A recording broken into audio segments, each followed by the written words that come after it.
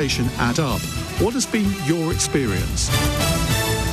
On your radio, on the LBC app, and Play LBC. leading Britain's conversation. This is LBC.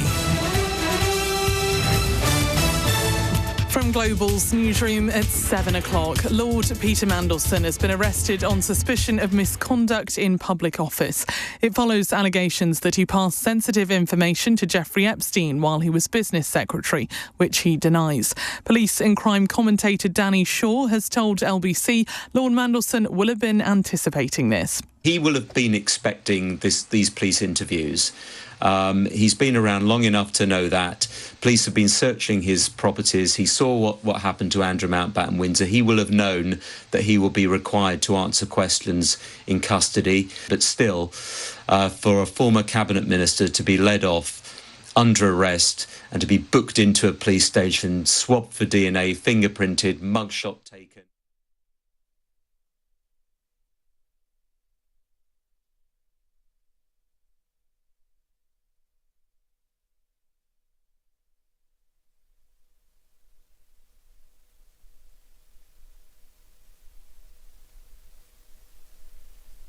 LBC, everyone else will have arrangements agreed with their school. We are setting out the introduction of an individual support plan, which will be a flexible plan. It will be backed by ring-fenced money that is going to the school, so a new inclusion mainstream fund, 1.6 billion, and critically, another 1.8 billion going into this new service, Experts at Hand, so speech and language therapists, educational psychologists. So all of that will just be part of a mainstream school experience.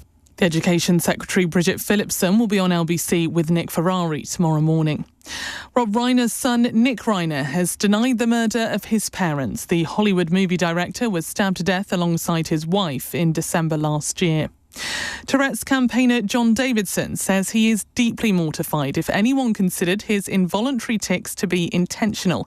He shouted a racial slur while actors Michael B. Jordan and Delroy Lindo were on stage at the BAFTA Film Awards ceremony last night. The BBC has apologised after failing to edit out the slur and has removed the programme from streaming platforms. And Benfica's Gianluca Prestiani has been suspended for their Champions League game with Real Madrid on Wednesday. UEFA is carrying out an investigation into alleged racism directed at Vinicius Jr. in the first leg of the tie last week. Prestiani denies any wrongdoing. In the city, the FTSE 100 has closed down 2 points at 10,684. The pound buys $1.35 and €1.14. LBC weather, rain pushing across the north and east tonight will become confined to the Northern Isles by dawn. Patchy drizzle following behind, a low of 2. Cloudy with spells of rain for much of the north tomorrow. Dry and increasingly bright for most in the south. Early drizzle for western areas, a high of 14 degrees. From Global's newsroom for LBC, I'm Amelia Cox. This is LBC from Global, leading Britain's conversation with Iain Dale.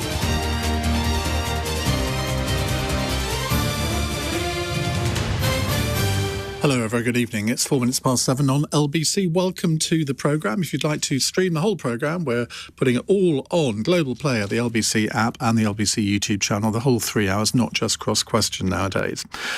So, big breaking news in the last couple of hours, which you'll have heard in our news bulletins, of course. Peter Mandelson, Lord Mandelson, has been arrested by detectives investigating claims that he committed misconduct in public office during his friendship with the convicted sex offender Jeffrey Epstein. Now, of course, the former Prince Andrew, he was arrested for the self-same offence last Thursday. Some fairly dramatic pictures of Peter Mandelson being led out of his house by the Metropolitan Police. Now, they've been investigating the alleged leaking by Mandelson of Downing Street emails and market-sensitive information to Jeffrey Epstein many, many years ago. So let's get the latest from Helen Hodinott, LBC's reporter, who joins us live from New Scotland Yard. Was this expected today, Helen? Well, Iain, the investigation into Lord Mandelson was opened earlier this month and 2 of his properties were searched at that point. And then that's led us to today, this quite extraordinary footage showing the moment he was arrested at his home in Camden. He was wearing a grey jumper and black jacket, being led away by plainclothes officers from his home, looking unsurprisingly extremely stern. He then got into the rear seat of an unmarked Ford Focus police car before it was driven away. And the Met has released a statement saying officers have arrested a 72-year-old man on suspicion of misconduct in public office. He was arrested at an address in Camden and has been taken to a London police station for interview. It says this follows search warrants at 2 addresses in the Wiltshire and Camden areas. Now, as I say, those searches being referred to were carried out on the 6th of February. The Met had launched an investigation into the ex-Labour minister earlier that week after allegations he had passed on market-sensitive government information to Jeffrey Epstein. The most recent release of the Epstein files included email exchanges which appear to show Lord Mandelson was in close contact with Epstein during a period in which Mandelson was at the heart of government during the financial crisis, including appearing at one point to discuss Treasury plans for a one-off tax on bankers' bonuses with Epstein. Lord Mandelson has previously denied any wrongdoing. He'll now be being questioned by police at a London police station. They can hold him for up to 24 hours from the moment that he arrives at the station, and where this evening he will be processed in the same way that any suspect would be. He has not been charged with a crime, but the crime of misconduct in public office is a serious offence. It can carry a lengthy jail sentence. And of course, you spoke then of the déjà vu.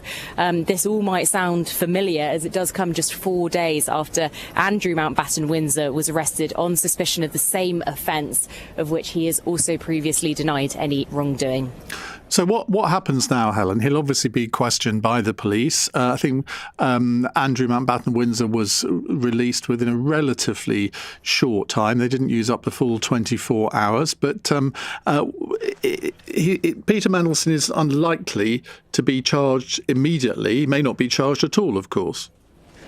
Yeah, and the way that the police have carried out this investigation into Lord Mandelson is a bit different to the one they carried out into Andrew Mountbatten-Windsor, who was arrested on the moment that they then started to search his properties. In Lord Mandelson's case, the police searched his properties and now have come to a point where they have arrested him. Of course, the information that they gather from him, from his questioning this evening, will all add to the case that they have if they found any evidence they might think of as relevant to this case in those searches of his home. I was outside his home in Camden when some of those searches were going on, a lot of pulling boxes in and out of that house, so they will have been through his belongings with a fine-tooth comb. And this is all about building a picture on top of, what was presented in the Epstein files, those communications between Lord Mandelson and Epstein, which seem to paint a much broader picture of their relationship. So the officers will now be collating all of these various parts of evidence, working with the CPS and figuring out if it warrants a charge or if that will come further down the line.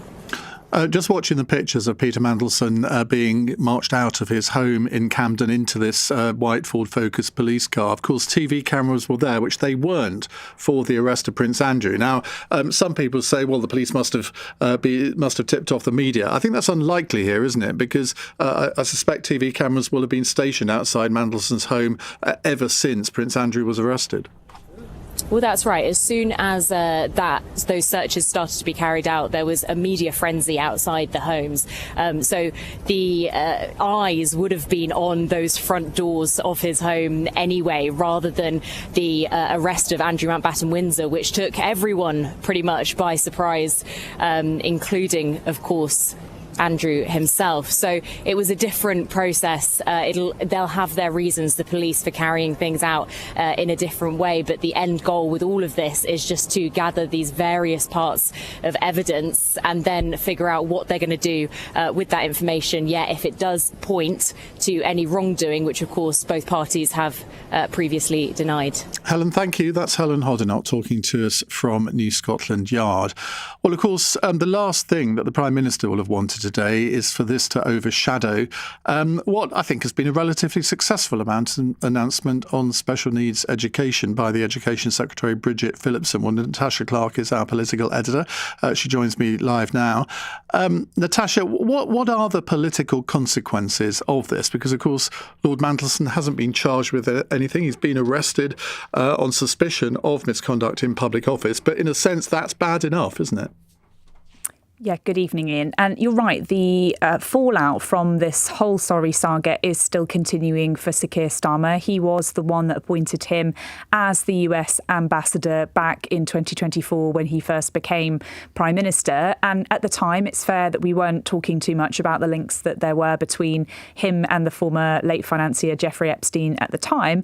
But there were lots of people saying that this was still a big political risk for Sir Keir Starmer to take. At the time, it was sort of seen that he would be able to smooth relationships with the new US Trump administration, and that he was, his schmoozing, his time in the EU and his time as a senior politician working across all walks of life, including government and out. It was seen that he would be that person that would help smooth over that relationship and help Keir Starmer and Donald Trump, who it's fair to say are not natural political allies, to have a good working relationship. And obviously that relationship has now come back to bite Sir Keir Starmer, and obviously it's not looking good for him to have these images of Lord Mandelson being arrested splashed all over our news screens. And obviously Keir Starmer trying to get on his feet again after a very bruising few weeks here in Westminster, and exactly what has been happening with all of the furore around MPs who have many of whom have said that Keir Starmer should be resigning over this scandal, including the Scottish Labour leader Anna Sarwar, who said that he should go over this, and many private MPs privately thought that he should. He has survived the moment of maximum danger, I think, on this front. But it's fair to say it's still embarrassing. This is still the man that he appointed as the US ambassador. And we are still waiting for the government to release those long promised documents that they said that they would release about Lord Mandelson's appointment as US ambassador. The Metropolitan Police had asked the government not to do so because they didn't want to prejudice the investigation. However, I am told that the arrest of Lord Mandelson and the investigation into him is specifically looking at his time at the moment as business secretary, so 2008 to 2010. It's not at the moment, as far as I understand, looking wider at his sort of appointment as US ambassador, but still Sir Keir Starmer, obviously previously the DPP and such a legal background, doesn't want to risk prejudicing this investigation into Lord Mandelson any further. So yes, of course, it's still embarrassing. I don't think anybody in Westminster was expecting this today, and you are right, of course, it has slightly overshadowed the government's big announcement on SEND, special educational needs, where they were really hoping that reform of the system would be all we were talking about. It's fair to say we have been talking about it all day until this point. But yes, Sir Keir Starmer, I'm sure, will be upset that there won't be more airtime on this issue. It's not going to go away. However, Darren Jones, the Chief Secretary to the Prime Minister, has said that those documents, or at least the first tranche of them, won't be published until at least March. So we have some time to wait before we can really see what the paper trail was like between Sir Keir Starmer and Lord Mandelson, and whether Lord Mandelson in fact lied about what he knew about his links to Jeffrey Epstein at the time of his appointment. But like I say, as far as I understand it, this is a completely separate to the police investigation into Lord Mandelson, which is looking at his time as business secretary and whether the alleged sharing of emails, sensitive documents, sensitive public information at the time that Gordon Brown was Prime Minister. So these two things very much running in parallel. And then, of course, the arrest of Andrew Mountbatten-Windsor, of course, similarly feeding a separate parallel sort of reaction as well in royal circles and in the palace. It is possible to argue that this whole, well, I'm going to call it a scandal because in many ways it is a scandal. Whatever the result of this arrest is, whether Peter Mandelson is charged or not, this is going to hang over this government for many months, possibly even years to come, isn't it? I mean, let's say he is charged and it goes to court. The court case probably wouldn't happen until 2027 or possibly even 2028. So we're going to be talking about this I think, for a hell of a long time, which would be the last thing that Keir Starmer and Labour strategists want. That's right. And this is a very serious offence, as you were just hearing from our reporter Helen Hodnott in the last few minutes. She was saying how misconduct in public office can have a potential life sentence attached to it. It's incredibly serious.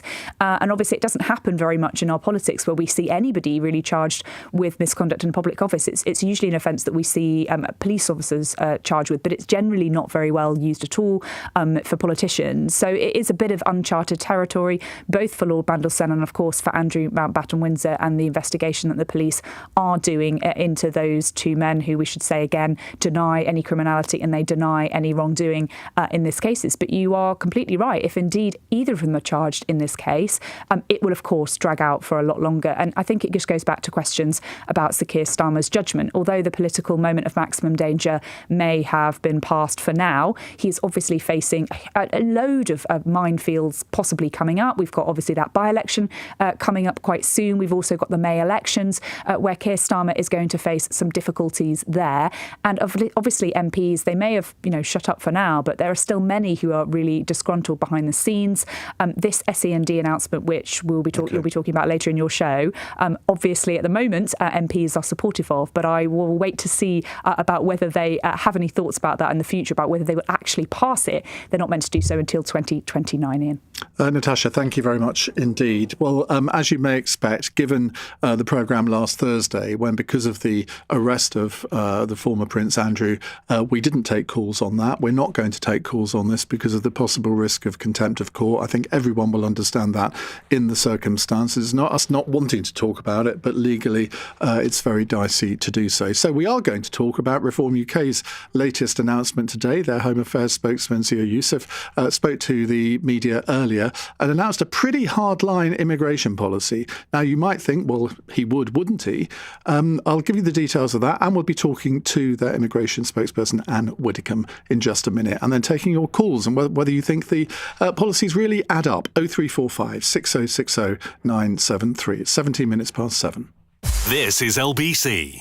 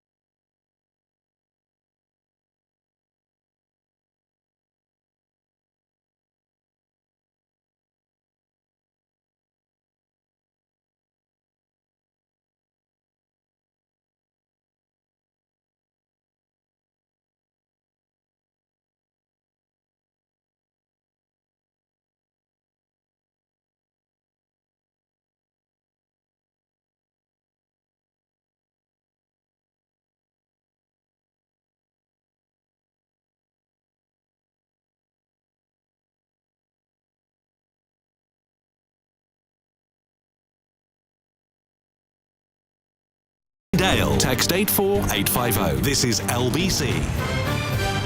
90 minutes past 7. John says, Ian, why is LBC still calling Peter Mandelson Lord?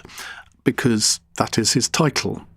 It still is his title. He hasn't been stripped of his peerage. I suspect he may well be at some point, but that is his title as of today. Now, this afternoon, Reform UK's new Home Affairs spokesman, Zia Youssef, pledged to set up an ICE-style agency called the UK Deportation Command, and also confirmed plans to make it much harder for economic migrants to settle here in Britain. Boris Johnson threw open our borders and imported over 3 million migrants in 3 years. The vast majority from non-EU countries. And astonishingly, 2.9 million came in on non-work visas. They were allowed into this country against the wishes and without the consent of the British people. Many were about to be eligible for indefinite leave to remain. Many do not work and never will. The granting of ILR means they will gain lifetime access to our welfare state, a lifetime of living off the British taxpayer. This will cost hundreds of billions of pounds, and that's why the Boris wave must be averted. Make no mistake, a reform government will avert the Boris wave. Reform will do what's hard, but also what is necessary for national survival. We'll abolish indefinite leave to remain and replace it with a renewable 5-year work visa and dedicated spouse visa. Salary thresholds will be higher. There will be a proper test of English language proficiency. Zia Youssef there, Reform UK's Home Affairs spokesman. Anne Widdecombe joins me now, Reform UK campaign, who's also obviously a former Conservative MP and Home Office Minister.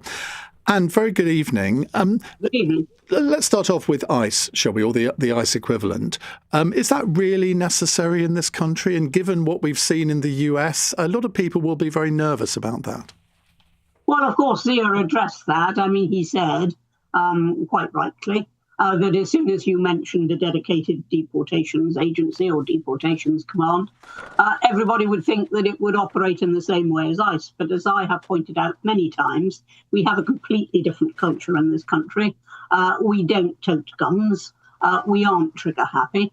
And it will be very different. But I would point this out, Iain. When I was Shadow Home Secretary, I proposed a dedicated deportations agency. And that was in a situation that was not as serious as the one we're in now. And it was simply that we would have people focused on tracing illegal immigrants and making sure that any deportation order actually went through and wasn't just avoided. So this is a similar but an updated response to that. And I think it is perfectly proportionate. No, of course, we don't want to be like America. I don't want our policing like America. But let me draw an analogy. As soon as you mention insurance in terms of health, everybody thinks immediately of the American system, whereby people can be on the ground and asked to produce their certificates. Nobody thinks of the German system, which also is heavily insurance-based. Nobody thinks of other European systems which follow that model. So we shouldn't always go for the melodramatic. We should look at the actual proposals. It's important in this debate, I think, to differentiate between legal migration and illegal immigration. Yes. Now, you and your colleagues understandably point out to the fact that, Zia Youssef quoted 2.9 million people came into this country perfectly legally under the Boris Johnson government. It seemed to me also from what he said that he wants to abolish what we call the indefinite leave to remain, which you can now apply for after 5 years in this country. Now, I think that's an acceptable thing to do if you warn people in advance you're going to do that. But it also seemed that he wants to make that retrospective. So there'll be about 500,000 people who already have indefinite leave to remain who would be under, they could be deported under these new rules. Have I got that right? You've got right the overall proposal, but certainly what we're not seeking to do is to, let's take the obvious example. You've got somebody who came here, 20, 30 years ago, has worked ever since, has contributed to the economy, maybe bought their own house, maybe married a Brit, maybe brought children up here. We're not going for those. What we're looking at, very seriously looking at, is those who have been given ILR and who have largely lived on benefits ever since. They're what we've got in our sights. We're not going to make life miserable or uncertain for people who have done the right thing. But many people are on benefits through no fault of their own. They may have been paying into the system for many years, and through circumstances, they may have lost their job or fallen ill. I mean, one of the bishops, Bishop Martin Snow, has pointed out today, he says, our faith commands us to love our neighbours and to care for those in need. What you just said doesn't sound very caring to me. No, I don't think you listened to what I said. I didn't say anybody on benefit. I said people who, having got an ILR, had then spent most of the time on benefit. There's an enormous difference. I'm the first to admit it's one reason why I've got doubts about the two-child cap, is that people can, through no fault of their own, having lived perfectly responsible lives, suddenly find that they're unemployed through no fault of their own, and that they need some help from the state to tide over that difficult period. I would never say that would disqualify you from being in this country. It's only if you've exploited the system, which a lot of people do. And we have to face the fact that people do, rather than say, oh, well, that doesn't really happen. Now, at the moment, you have to be earning £41,700 a year before being able to work in this country. You want to increase that to £60,000 a year, which is nearly twice the average wage. Why? Very straightforwardly, we want people coming here who are going to make a serious contribution, who have the talent, have the qualifications, have all the skills that are necessary to earn that sort of money. But we've always said, for example, that we would exempt the care sector from that sort of requirement, because no care worker is going to be earning that, and we do need more care workers. We know that. So it will be very much horses for courses, but what Zia is announcing now are the overall principles that will govern us. Part of the motivation for the policy, and I think Zia Youssef was very clear on this, is to also save money. And again, I would say that's a laudable thing if you want to then reinvest that money into improving public services. But he keeps quoting this figure of £234 billion. Where does that come from? Well, that will come from an assortment of costs and benefits. That will come from adding up the costs of welfare, which we won't be undertaking anymore. If you look at the illegal situation that we've got, it is costing us billions. So we will be looking at, have already looked at a whole range of that. I have seen a breakdown of that, which I haven't got in front of me at the moment, Ian, but it's perfectly feasible. But all I want to ensure is that we get the system right. And if it saves that amount of money, good. If it saves more, better. If it saves less, well, okay. As long as we get the system right. But the 234 billion figure apparently comes from a Centre for Policy Studies report, which they've actually now disavowed and said people shouldn't use that figure anymore. And it basically covers a 50 to 80 year timeline. So when you break it down to an annual saving, it comes to about 3 billion. Now, I'm not suggesting that 3 billion isn't worth saving. It absolutely is, because that's the equivalent of about half a penny on income tax. But to keep using this 234 billion figure, it's disingenuous at best, isn't it? I don't think it is disingenuous. I mean, as you rightly say, it came from an independent think tank in the first place. They've now said, well, maybe they got the sums on the abacus wrong, and that we shouldn't be quoting that.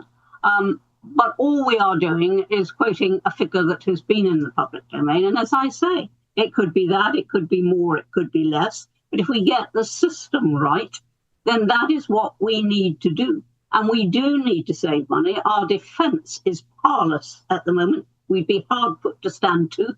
And we're in a very, very difficult world situation. But that is one. Now, hang on, Ian, just because you immediately said, plough it back into public services. We've got things like that we've got to look at as well.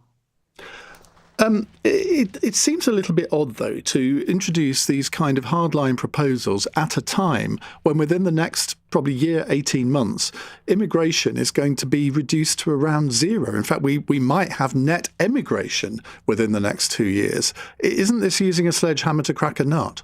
Oh, well, I'll believe that when I see it, Ian, and just look at the thousands that are coming in. The boats coming in absolutely dangerous. I accept that. No, I accept that. No, let me finish.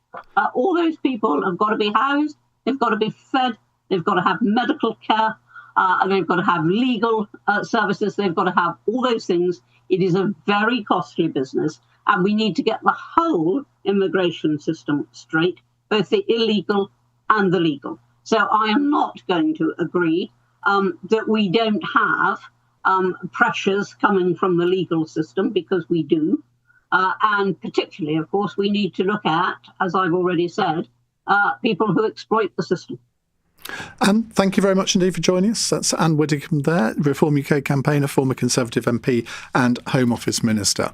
Well, you've heard Anne eloquently put forward the arguments for these policies. You'll have heard me push back on some of the proposals. Is it a sledgehammer to crack a nut? Do you think it is just a little bit too hardline? What message does it send to people who've come to this country perfectly legally, not just over the past 5 years, but over the past 10, 20 years, who have indefinite leave to remain and have thought, well, that's what it says on the tin, so there's no prospect of me being deported? Well, according to the Reform UK policy, that is not the case. We had all this argument during Brexit, didn't we, about European citizens' rights to remain living in this country. And I remember the anguish that was caused to many people from the European Union who, well, didn't quite know what lay in their future. Well, are we going to go through this all over again with possibly not such a big number of people? I mean, that was, well, we thought it was 3 million people. It turned out to be 6 million. Here, we're not talking about those numbers. We're talking about less than 500,000 people. But if I was one of those 430,000 people who are on indefinite leave to remain, and you've got that sort of relatively recently, I would not be sleeping very easily in my bed tonight. Are you one of them? 0345 6060 973. It's 7:31 on LBC. Amelia Cox has the news headlines. Lord Peter Mandelson has been arrested on suspicion of misconduct in public office. The former ambassador to the US had been under investigation over claims he shared sensitive information with Jeffrey Epstein, which he denies. The Education Secretary insists children with the most complex needs will keep the highest level of support in English schools. Fewer are expected to qualify for care plans under reforms designed to ensure more pupils can be taught in mainstream settings. And Tourette's campaigner John Davidson says he is deeply mortified if anyone considers his involuntary tics to be intentional or to carry any meaning. He shouted a racial slur while actors Delroy Lindo and Michael B. Jordan were on stage at last night's BAFTA Film Awards.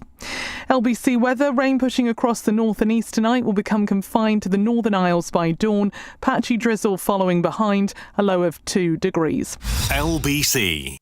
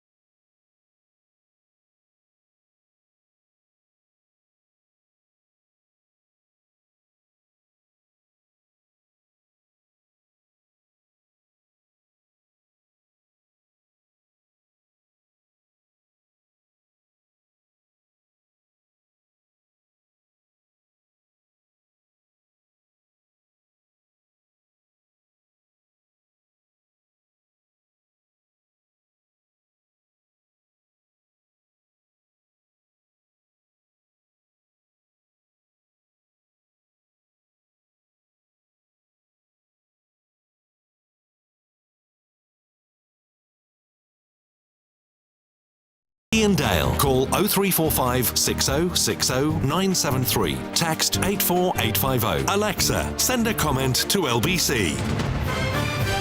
7:34 on LBC. We're talking about Reform UK's immigration plans. Do they stack up? Are they a bit too hardline?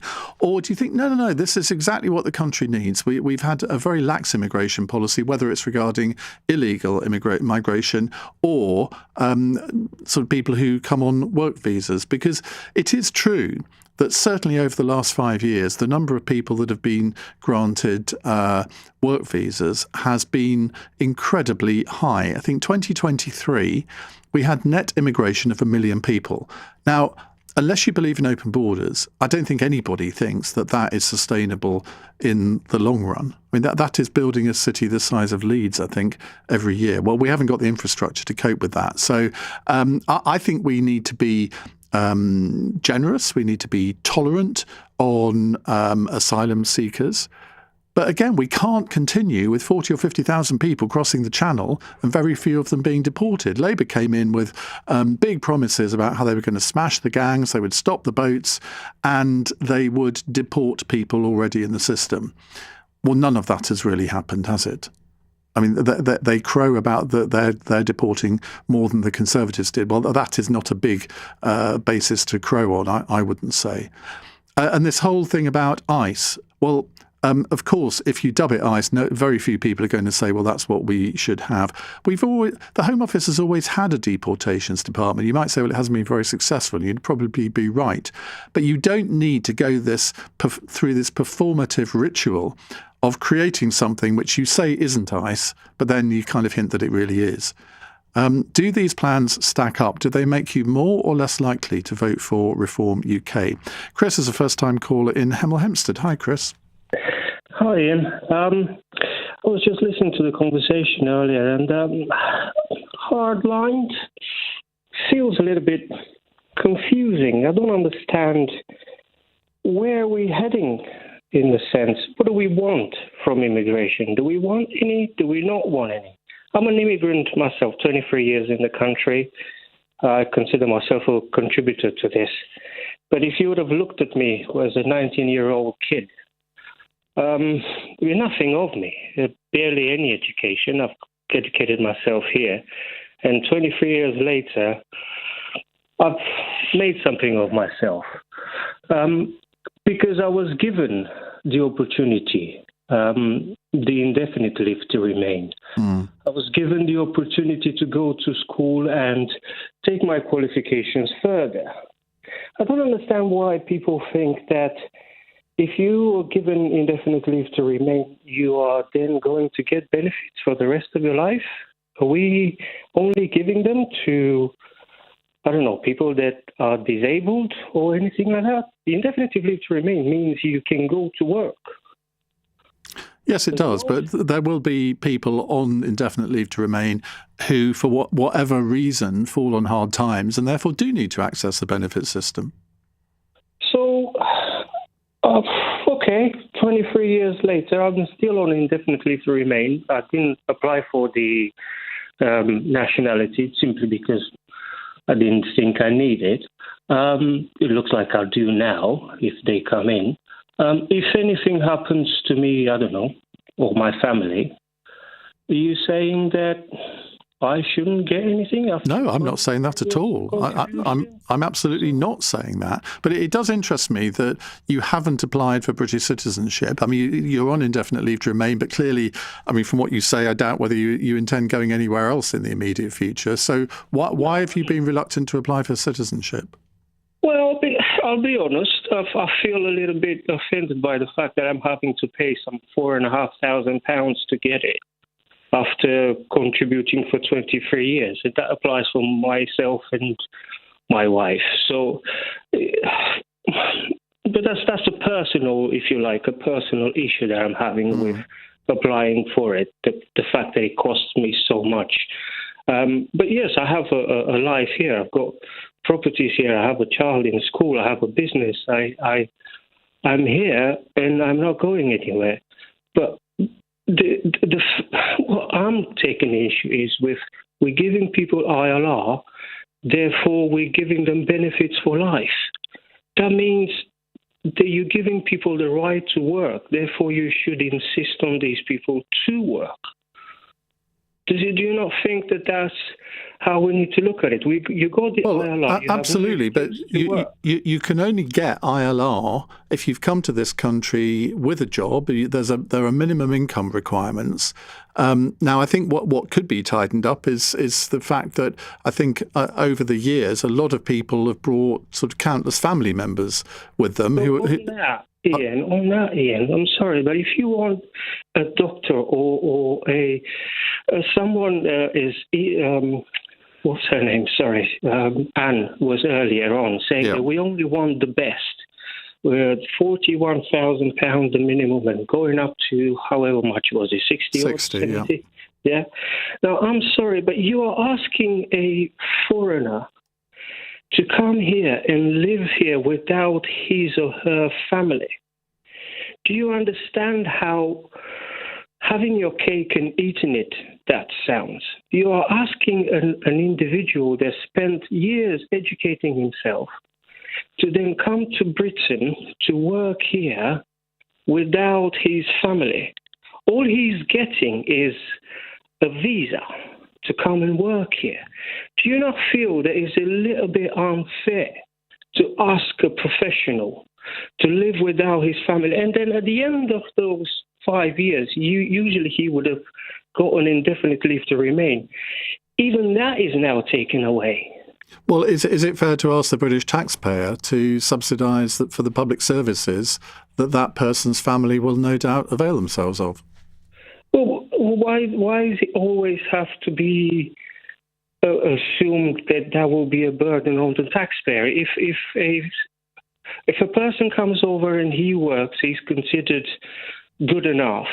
His wife wouldn't be, or his children wouldn't be. If someone contributes on a £70,000 PAYE salary, the tax is paid at the end of that month. Yeah. And I think you can argue that. I mean, that would be the argument that Reform UK are deploying. Well, if we put the minimum salary requirement up, then it is less likely that somebody's family would be a burden on the taxpayer. But I completely understand your point there, Chris, and thank you very much indeed for phoning in. Let's go to John in Woodford. Hello, John. Well, I'm in despair. I'm really sorry. I was born in Hackney Hospital in 1945. I lived in London all my life. I don't know what's going on. I mean, these people are coming over off boats. Let's grab them and make them do work. But no, they've got to sit in camps and not allowed to do anything.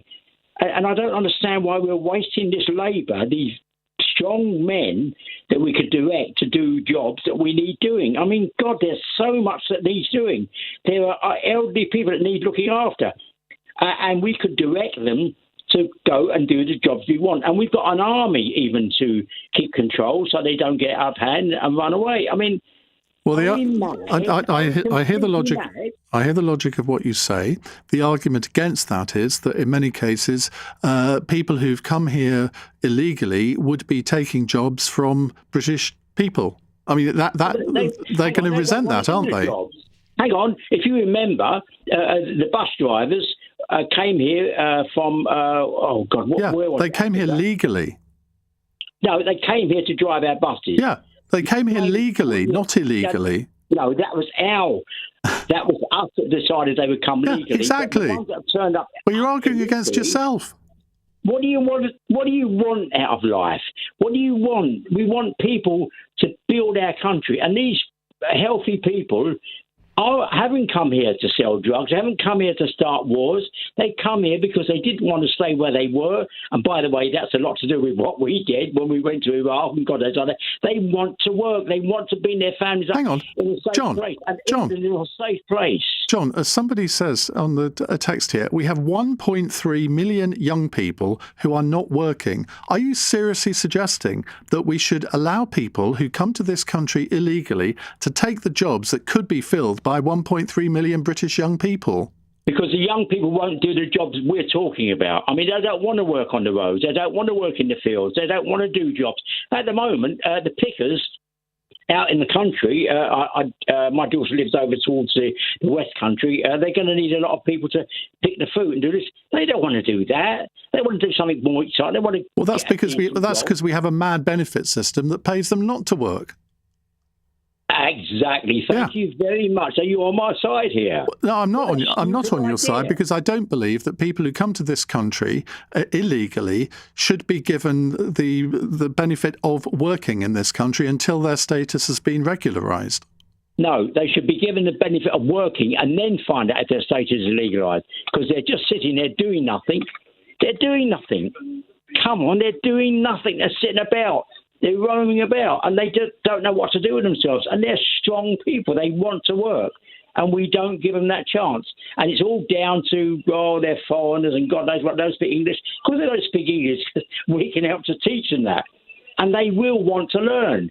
Remember the Polish, when they first came here, and we were all moaning about the Polish. Have you ever had a Polish worker work for you in your house? They work very well. They're very clean. They tidy up. They're just brilliant workers. God, did we moan about the European foreigners that came over? Now, you can't argue with that. OK, I'm not going to argue with you any further, John, because we need to go to a break. And then we'll be hearing from Simon Marks, because the Trump tariffs are back. It's 7:45. Hey, smart speaker.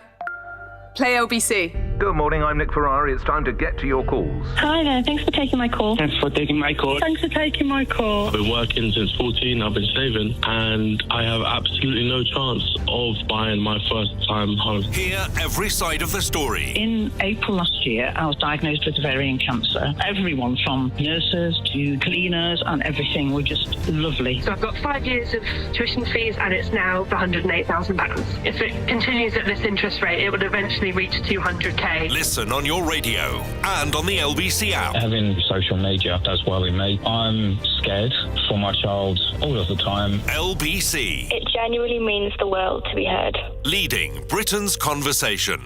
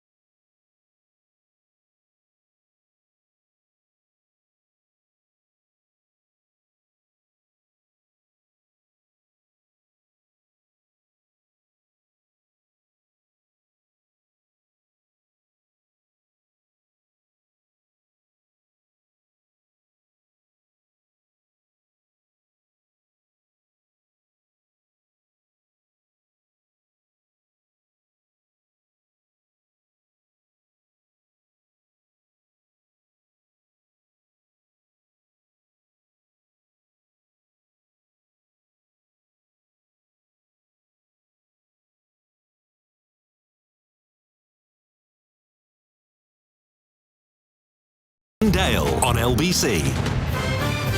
7:49 on LBC. Let me tell you who's on Cross Question in about 11 minutes' time. We have Mims Davis, Conservative Shadow Wales Secretary and MP for East Grinstead and Upfield, which last time I looked was actually not in Wales.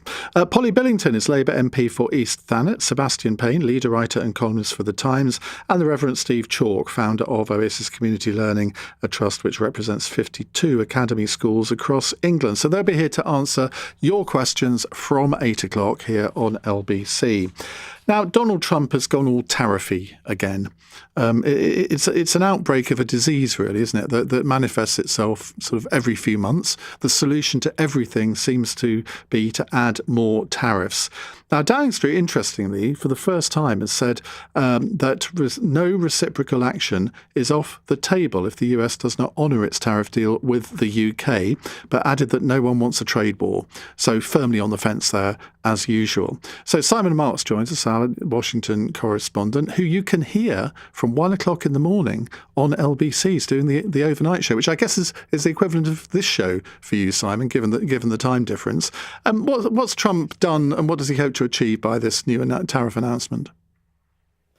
Well, he's actually taken to social media here over the last few hours to send a message clearly directed at governments around the world, including the UK's, warning them not even to think that their situations may have been improved by that Supreme Court decision last Friday that eviscerated the tariffs that lie at the heart not just of his trade policy, but of course at the heart of his foreign policy and national security policy as well. So the president on Truth Social today has written, any country that wants to play games with the ridiculous Supreme Court decision, especially those that have ripped off the USA for years and even decades, will be met, he says, with a much higher tariff and worse than that which they recently agreed to. Buyer beware, he types in all block capitals.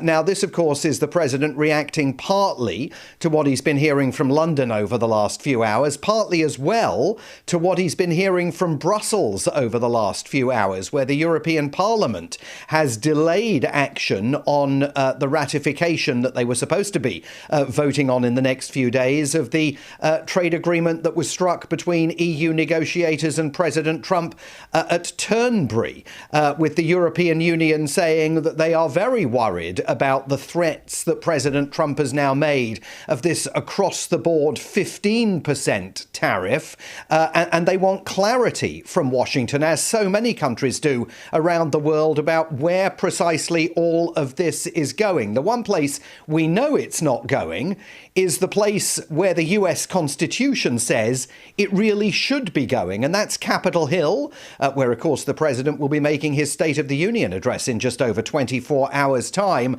But again, on social media, he has made it clear that he is not going to be seeking congressional input on these tariffs, even though the Constitution says that Congress has the sole right to impose and regulate tariffs. Today, again, on his social media account, the president saying, as president, I do not have to go back to Congress to get approval of tariffs. It has already been given in many forms a long time ago. And then he goes on to claim that the Supreme Court decision actually has reaffirmed some of the tariffs that he has already put into place. So he's a president of the United States doubling down, facing incoming from countries all over the world that want simply to understand what he is planning to do now. And he's got just over 24 hours to figure out what he's going to do and to find a message to deliver to the American public about why his government has not been knocked completely off track by that Supreme Court decision last Friday. So that's all very well, but what does it mean for us? Because we have a trade deal, don't we? It's a very good question. Yeah. Well, you have a partial trade deal, but I think it's important to underscore that this is not a deal that either side ever signed in ink. And it's very unclear what happens to the carve-outs, for example, in that partial trade deal. For example, Sir Keir Starmer celebrating what it was going to do for the auto industry because President Trump had conceded that 100,000 cars were going to be allowed to enter the United States at preferential rates rather than the so-called reciprocal Liberation Day tariffs. So number 10 will be as much in the dark as anyone else about precisely what all this means while the president goes back to the drawing board and decides exactly how to try and keep any tariffs in place. Remember this new 15% across the board thing? He's only allowed to do that for 150 days without congressional authorization. And the other point to make, Ian, is that importers that have paid the duties on all of these tariffs here in the United States, many of them representing exporters that have had to charge higher fees for their goods, they want their money back. And the Trump administration is saying that it could take 5 years of court battles for the people who are owed $150 billion by the American Treasury to get a legal ruling that will force the hand of the government to give them their money back. It's an unbelievable mess. Now, what have you got in store for us from 1 a.m. tomorrow morning? Well, that's a very good question. I'm not entirely sure. It's a bit of a surprise that I shall be sitting in for Mr. Spur in just a few hours' time, but I'm absolutely confident that we're going to have a cornucopia of interesting things to talk about. We'll certainly get a preview, the President's State of the Union address. Oh, that's tomorrow, isn't it? We're going to keep an eye. That is indeed just over 24 hours' time. And we're going to be keeping a very close eye, of course, on the skies over Iran because President Trump continues to have his finger on the button that would allow him to launch military action on Iran. And if he really wanted to engage in a distraction this side of the State of the Union address, who knows what might happen in the next few hours. So we'll talk about those things and lots of others after the news at 1. You know, the late James Whale, when he used to hand over to me when I first joined LBC, he'd say, coming up next, it's Iain Dale, the man who has his finger on the pulse of Parliament. And Donald Trump has his finger on the nuclear weapon. That just about says it all, doesn't it? Simon, have a good show from 1 a.m. Right, let's go back to our discussion about Reform UK's immigration plans. Alexandra is in Newcastle. Very good to hear from you again, Alexandra. What would you like to say? On this leave to remain, and I just don't have £4,500. I've been working since I got it. What are they going to do? How long have you had indefinite leave to remain? 15 years. 15 years. So, I mean, in theory, you could apply for citizenship, but the £4,500 is a cost that prevents you from doing so. Have money, and how I ended up in Britain is because I married a British guy. We met on holidays. We fell in love. We got married. There's something wrong with the line, Alexandra. I'm really sorry. We'll see if we can come back to you. Samuel says saving money relies on the premise that migrants are a net cost. That has to be true for his position to be sound. Don't be. See, do try and write English when you send in a text, because have irrefutable evidence that in the round immigrants are a net add. That evidence has existed for years. Well, there is conflicting evidence on this. I think you are overwhelmingly right that generally migrants have been a benefit to this country, but there is some evidence. I saw a report from the ONS the other day. Even though they were trying to hide the fact that it showed the opposite, it actually did. Darren's in Birmingham. Darren, hi. Hi, Ian. Just quickly say, if there's a better correspondent in the world than Simon Marks, I've yet to meet him yet. He's absolutely superb, isn't he? I spoke to you a few months ago when this was first muted as a policy, because my wife is Filipino and she's got indefinite leave to remain. I won't go over that old ground now, but Anne Widdecombe's blatantly lied to you, because Zia Youssef, in his speech today, said he was going to stop the Boris way from getting indefinite leave to remain. Well, that so-called Boris way, if they're going to qualify for indefinite leave to remain before Reform could possibly get into government. So it is going to be retrospective, but she's come onto your show tonight and said it's not going to be retrospective. But even her, it was a complete and utter mishmash. How complicated is that legislation going to be? Oh, you know, we're going to remove indefinite leave to remain for this person, but okay, how long have you got to be working before you do qualify for it? You see what I mean? It's just going to be so complicated the way that she does, because this is reform all over. They spout populist policies, but there's never any meat on the bones about how they're actually going to work. OK, Darren, thank you very much. Let's finish off with this text from Anna, who says, I'm listening to Iain Dale's programme and getting so upset. I'm an immigrant of 25 years and very proud to work and live in this country. People come here for themselves first and foremost, as I did, because it was my dream to see England and I fell in love with the culture and history of this place. It's my home and I'm fed up with it being ruined and destroyed. It is truly heartbreaking, and I think that patriotism should be encouraged. People calling to tell you how they're doing you a favour by coming here and contributing should be told where to go. If you want to be a member of this special club, yes, you must pay your dues. I've always worked really hard and I care about what happens to this country. I'm Polish, but English in my heart. Well, coming up in the next hour, it is Cross Question, your chance to question our panel on the big issues of the day.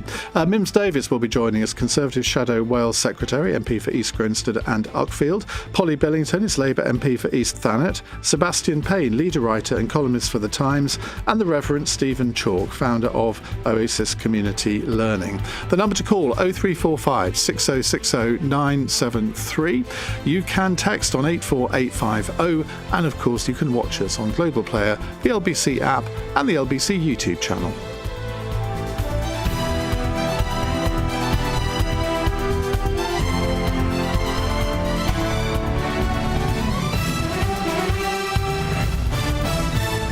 On your radio, on the LBC app, and Play LBC. Leading Britain's conversation. This is LBC. From Global's newsroom at 8 o'clock, Lord Mandelson's been arrested on suspicion of misconduct in public office. The former business secretary was escorted away from his London home earlier. News of his arrest broke just after the government confirmed the first tranche of documents relating to his appointment as ambassador to Washington will be released in early March. The former Home Secretary, Baroness Jackie Smith, served with Peter Mandelson in Cabinet under Gordon Brown. The Prime Minister took swift action against Peter Mandelson when the extent of his relationship with Jeffrey Epstein became clear, and he's now making sure that the information and messages are being released as effectively as possible. Lord Mandelson has previously denied any wrongdoing. The government spending £4 billion improving special needs education in mainstream schools. Ministers want to scale back the use of care plans, or ECHPs, saying parents are having to fight too hard for them. They'll eventually only be for pupils with the most complex needs. Katie Gose from Kids Charity says the definition will be crucial. I'm thinking about a boy we know who's 12. He's got autism, ADHD and anxiety, very academically able, but needs a lot of help and support from specialists to be able to do well at school. Would he come within a category or not? The BBC has apologised for not editing a racial slur out of its coverage of the BAFTA Film Awards before it was broadcast. A Tourette's campaigner shouted out when actors Michael B. Jordan and Delroy Lindo were on stage. Rob Reiner's son, Nick Reiner, has denied the murder of his parents. The Hollywood movie director was stabbed to death alongside his wife in December last year. The Queen has told French rape survivor Gisèle Pellicot she was left speechless by the account of her ordeal in her new memoir. She told her guest she read her book in just 2 days, unable to put it down. And the Health Secretary has led tributes after the death of the founder of a leading HIV/AIDS charity. Martin Butler co-founded the Terence Higgins Trust in 1982 after the death of his friend Terry, the first person to die of AIDS in the UK. In the city, the FTSE 100 closed down 2 points at 10,684. The pound buys $1.35 and €1.14. LBC weather. Rain pushing across the north and east tonight will become confined to the Northern Isles by dawn. Patchy drizzle following behind, a low of 2. Cloudy with spells of rain for much of the north tomorrow. Dry and increasingly bright for most in the south. A high of 14 degrees. From Global's newsroom for LBC, I'm Matt Hewitt. This is LBC from Global, leading Britain's conversation. Cross Question with Iain Dale. Hello, a very good evening and welcome to Monday's Cross Question. I'm Iain Dale. It's 4 minutes past 8. On the panel with me tonight, Polly Billington, Labour MP for East Thanet. She's sitting to my right if you're watching us. Reverend Stephen Chalk, founder of Oasis Community Learning, a trust which represents 52 academy schools across England. To my left, well, an empty chair at the moment, but it will be filled, but not until 8:15 by Mims Davis, the Conservative Shadow Wales Secretary. She's voting in the House of Commons. And if you're wondering why Polly Billington isn't, it's because Labour have got so many MPs, they don't need to have them all voting to win the vote. She's been slipped, according to the lingo. Over there to my extreme left is Sebastian Payne, leader writer and columnist for The Times. They're here to answer your questions. 0345 6060 973. You can WhatsApp us on that number. Text 84850, and of course you can watch us on Global Player, the LBC app and the LBC YouTube channel. Call 0345 6060 973. Text 84850. Cross Question. Watch live on both Global Player and the new LBC app. This is LBC. Right, well, let's take a text question from Scott in West Hampstead. Are the government's proposed plans for making mainstream schools more inclusive for children with special educational needs and disabilities a radical new way of assisting children to reach their potential, or quite simply a cost-cutting exercise designed to save money for the government and for the cash-strapped local authorities? You could have added the taxpayer in there, I suppose. Polly, these reforms have been much vaunted. Are they about saving money, or are they actually going to do something to change a failing system? I think they are a lot about changing a failing system, because I can't tell you anyone that I speak to that thinks that the current system is working. A large amount of my casework is about people trapped in the SEND system, trying to get justice for their children, trying to get the kind of support that they need, and being failed again and again and again. And that system has built up over time and is just not working for families, and particularly for those children. So I'm delighted to see a staged approach that gives people time to adjust to a new system, prioritising, putting support in place, particularly in the early years and in primary school education, in the classroom, making sure as many children as possible can be taught in mainstream school, which is actually what most kids and what most families want for their children. And I think that's going to be a real game changer, because over time we won't have as much of a battle, hopefully, and we will get the kind of support, and the young people and the children will get the kind of support that they need in school. Those ones with most complex needs will still be able to go into special schools, but we won't have the situation where children and families are tied up in a long-term bureaucratic battle, which doesn't end up with them getting the kind of support they need. I'm going to come back to you for a bit more in a second, but we're going to adjust your mic, because I don't think it's quite right. Seb Payne, what's your view? So I broadly agree with the thrust of what Polly's saying about trying to get that balanced approach, about trying to get as many pupils back into mainstream education as possible. Where I would disagree, though, is when you say doing it in a phased approach. I mean, a lot of this stuff is not kicking in until 2035, which is pushing at the extremes of the next parliament after that.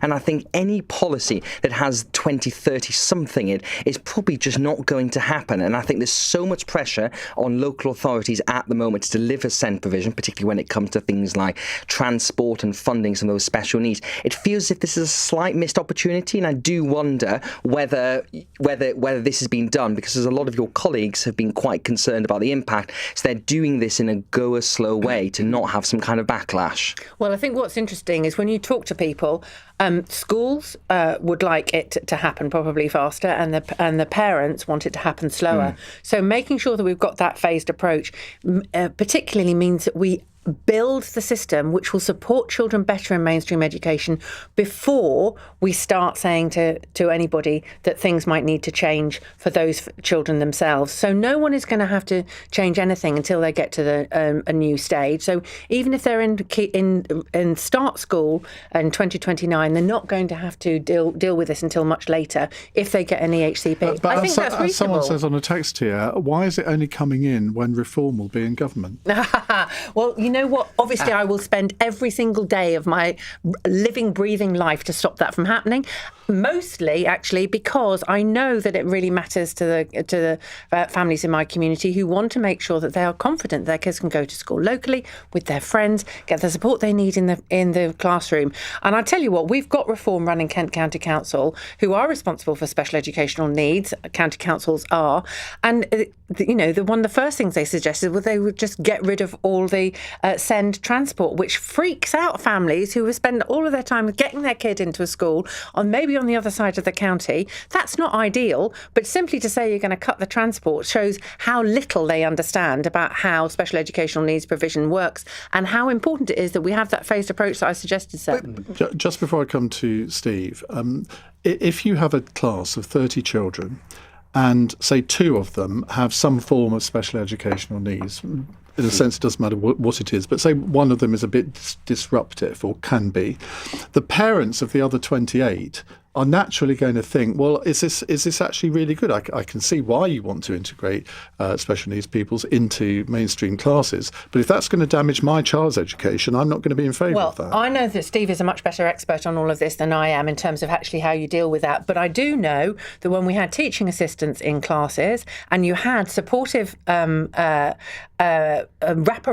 support for those children, the disruption reduces quite considerably. Not completely for everybody, but assuming that simply because a child has special needs that they're going to be disruptive kind of has has some assumptions underneath it that really need to be challenged if we're going to be able to support those kids and the other 29 in the class who actually need to know and understand that people learn differently, that they absorb information differently, and that they can get on and thrive as long as they're given the right support. Let's hear from Steve. Well, first of all, there's several points, Ian. The first thing is that providing special needs education in a mainstream school is an essential part of being of caring for children. Once a child is off-rolled and sent to a special school, they are stigmatised by that. They wear a label of I'm the kid that doesn't fit. So moving special educational needs education back into mainstream is a really great move. In Oasis, which is the charity I founded and work for, besides running schools, we do a lot of this work anyway. We work with schools. We never off-roll kids, but we go into schools that Oasis doesn't run just to sit with these children who learn in a different way, in a different style. Their brains are different. Every human's brain is different, like every human fingerprint. So that's the first thing. The second thing, though, is to your point, you got 29 kids in a class and, their education's being disrupted by 1 or 2 children who are struggling and don't fit.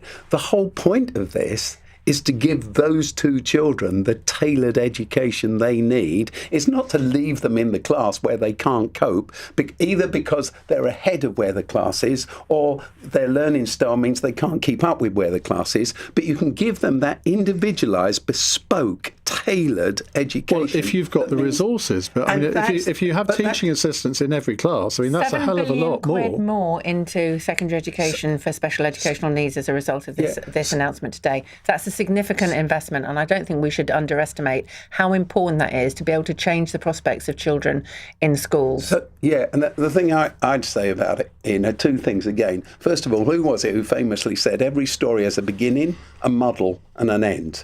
And this story's got a beginning, and there will be a muddle as we sort out this brand new system, which is why I think it's wise to take a long time over it instead of trying to do everything on day one. You've got to work your way through it, and that's what we find in Oasis, or we find that in Oasis all of the time. And your point at the beginning, or perhaps the caller's point, was to say, isn't this a huge cost-cutting exercise? Well, actually, it's a huge, in my view, and I'm speaking as an educationist, not as a politician, it's a huge educational enterprise. And if you get good education at the beginning for every child, then a lot of parents won't need to go for expensive EHCPs, and they won't need to fight, and you bring down the cost because you create great education from the beginning. Just on that point, Archie in Inverness has texted this. Many have claimed that all education, health and care plans, or EHCPs, awarded are kosher. That is to say, no one can be gaming the system as the process involved is so adversarial and rigorous. Why then is there no such confidence where claimants of the personal independence payments are concerned, given the same arguments apply? Well, I think the issue with this is that you've got to find a way of making sure people who really need the help get it the most, while also tackling this issue that I think there's a widespread view amongst many teachers that there has been a kind of overprescription of some kind of things within school, and that does add a burden and removes help from those who need it the most, as you were talking about, Steve. And I think ultimately the question I have again to this transition point is, I get the point you make, Polly, about making it phased, but between now and the next 9 years, that's a long time when a lot of people are going to be dragged into SEND provision who may not need the help, who could be in mainstream education. And I think there would be more of a case having a rigorous question now about diagnosis of this to make sure that the resources are going to where they need to be. I think families are doing absolutely all they can within the existing system, which is why the number of EHCPs has doubled over the last 10 years. And that shows that the system isn't working. Now, in those circumstances, the last thing I would want to do is try to take an EHCP out of the hands of a family who have fought tooth and nail to hold on to it, because that is the only thing they've got to protect their children, to make sure they get the support they need. So building something which means that they can be confident that the system will support their children without that over time, and as children come through the system, is a much better way of doing it than saying, no, you're wrong, you've overprescribed. In fact, one of the things that George has specifically spoken about, it's not saying people are wrong, to be fair, taking the bureaucracy out of the assessment and making sure that it's specialists who really are assessing people's needs. But how do you get to the point where it's not just the parents with the sharpest elbows that will be able to fight their way through the system? So here's the thing, all right? We have 33,000 children in our schools. I don't know parents who are trying to game the system. I do believe that parents who've got the wherewithal, they fight for their child just as you would, just as I would. But there are many parents who don't know how to use the system. Exactly, and that's what's wrong with the system. That's what's wrong with the system. Because the wealthy, the well-off, the two parents with two incomes who've got time and emotional energy to spend and can pursue this, they get what they need in the end. But other parents get left out. Also, another thing that's just to back you up on that, one of the things that's happening is they're going to change the thing where you need to have a condition diagnosed in order to be able to get special support. Instead, it's going to be, look, we can see your needs are different. You learn in a different way. We'll have speech and language therapy therapists available, for example. The schools like the ones that Steve runs will do outreach to mainstream schools to support those kids in mainstream classes. It's a much better, more child-centred approach. So you're going to have teachers diagnosing rather than professionals? No, absolutely not. It will be specialists. At the moment, it's far too bureaucratic. It will be specialists. So I have just come from a facility we run in South London. It's not a school. We run a centre that supports all the local schools. And today I've witnessed Key Stage 2 children in small groups. We provide small groups. Sometimes we work in a child's school with them. Sometimes they come to us. And today I just witnessed a bunch of happy parents who are not going to pursue EHCPs. Why not? Because their children's low-level, rather than complex needs are being met through bespoke love, care, being seen and heard, and education in a style that works for them. We've got to keep EHCPs for the most complex children. That was the point I was getting at. That's what's going to happen, isn't it? So there was this big announcement today. I'm in the middle of the day, my phone goes off, and it says, and again, I'm speaking as an educationist, not a politician. It said, Labour intend to cut EHCPs in the end from all but the most complex children. Of course, because when you're caring for children and they're thriving in school, then their parents don't need to pursue these EHCPs, which is expensive and hard for them. But the children with complex needs, there'd be more money left to go for their needs. Let's wrap this up with a text from Nick, who says, I'm a chair of governors for a special needs school. Just watch the number of exclusions increase exponentially in these schools as insufficient knowledge, skills and experience try to manage pupils with special educational needs. This is not inclusion, it's a route to exclusion. It would be if you don't train teachers.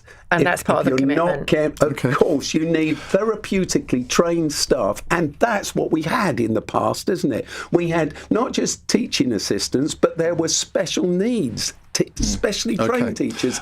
Well, Nick, exclusions have risen hugely over the last few years for the sheer lack of teachers who are trained to be able to cope with a child's needs. Well, Nick, I'd love to hear more from you after 9 o'clock, because our 9 o'clock phone-in is going to be on whether you have confidence that these plans will improve things. And I really want your experience. If you have a child with special needs, do you think the system has failed you, your child, and what would you like to see changed? 0345 6060 973 if you have questions on any other subjects for our panel in this hour. It's 90 minutes past 8. This is LBC.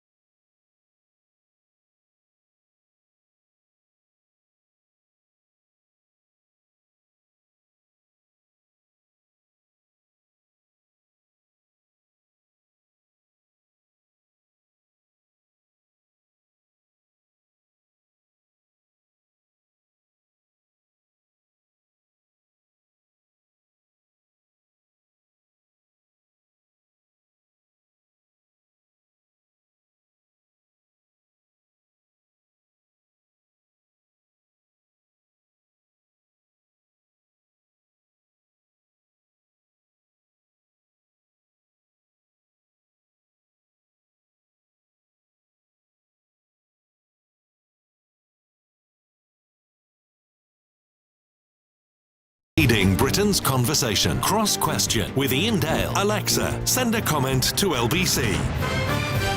21 minutes past 8 on LBC. On our panel tonight, Polly Billington, Labour MP for East Thanet, Sebastian Payne, leader, writer and columnist for The Times, and the Reverend Steve Chalk, founder of Oasis Community Learning. Mims Davis is still not here. We're going to be accused of bias soon, aren't we? But anyway, hopefully she'll be here soon. There are lots of votes, I know, in the Commons tonight. Right, next question from Kai. Today, Reform UK announced their plans to retrospectively abolish indefinite leave to remain status. This means that people like my mum, who's lived here for over 20 years, working in our social care sector, paying her taxes and following the law, could lose the right to live in this country. How on earth can that be justified, and doesn't it fly in the face of Reform's rhetoric on integration to deport long-standing and vital members of our community?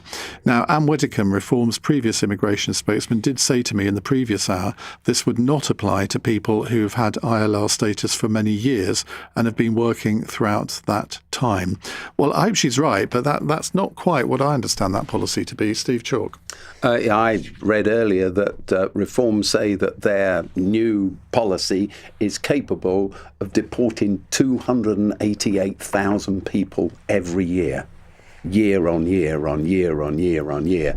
And this policy was just one of three they announced today, the second being to ban the burqa, and the third, I'm a Christian minister, to ban turning an empty church building into a mosque. I spent half of last week in Berlin, and you can't go more than a few yards in Berlin without being reminded of the Third Reich at the Nazi Party. And it struck me as I was walking through one of the museums where I learned all the statistics again about the mass deportations, etc., etc., etc., that you could actually say that Hitler's slogan was "Make Germany Great Again." Make America great again. It wasn't that. No, but it was the essence of that. That's what he wanted to do. You see, I have to say, I always think when somebody resorts to bringing Hitler and the Nazis into an argument, they haven't got an argument. Yeah, well, I think Nigel Farage has said, make Britain great again. So the what? point... He's emulating Donald Trump, not Adolf Hitler. No, what I'm saying is, what you do is why pick on Muslim people? Because today, you read the news, I'm sure you do bet more than I do, it's we need to make this country Christian again. It needs to return to being Christian. Well, actually, I am a Christian who studied theology, and Jesus wasn't a Christian. Very interesting thing. He was a Jew, and Jesus welcomed people of all religions and races. In fact, it upset the religious leaders. Those were the only people Jesus was ever angry with, the excluders. He was born a Jew, he died a Jew, he remained a Jew. But he was the first Christian, wasn't he?